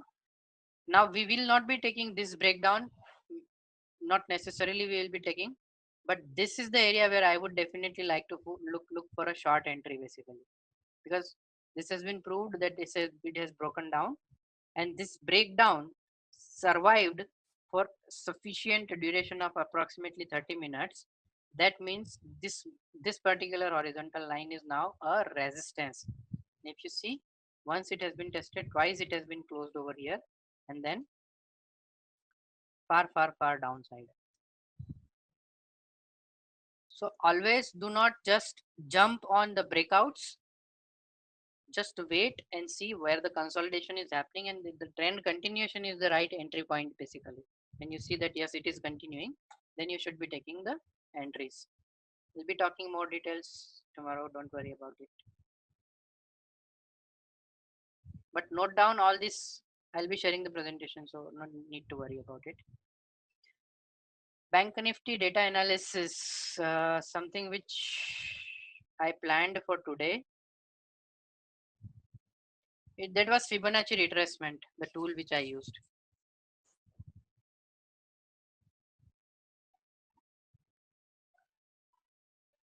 In live market also we will recognize, don't worry.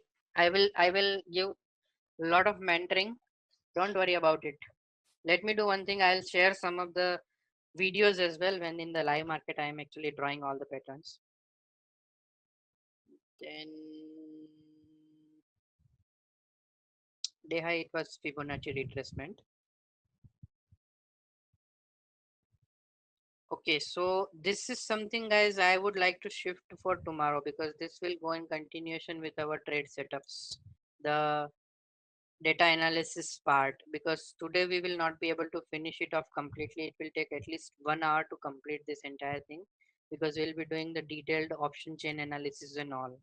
Will it be fine with all of you if I shift this to tomorrow, because it's already 4.5 hours done today? I think even more. And if needed, we will stretch a little bit tomorrow. It's 4.5 hours.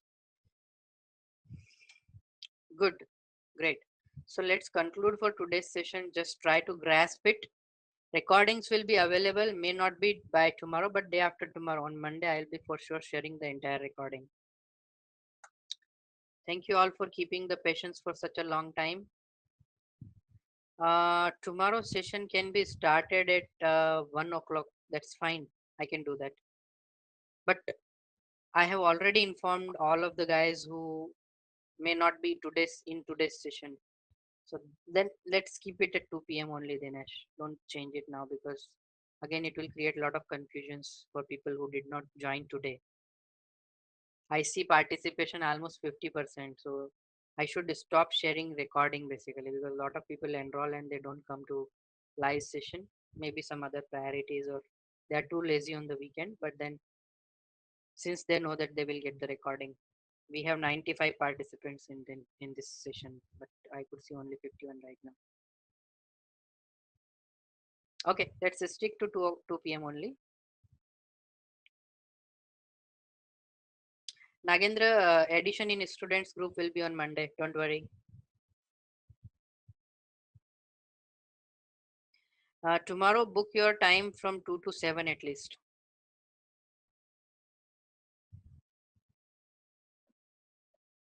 Okay. Thanks all for staying for such a long period. Be ready. Get some energy drink for tomorrow as well. A lot of action is supposed to happen. Thank you. Thank you. Concluding now.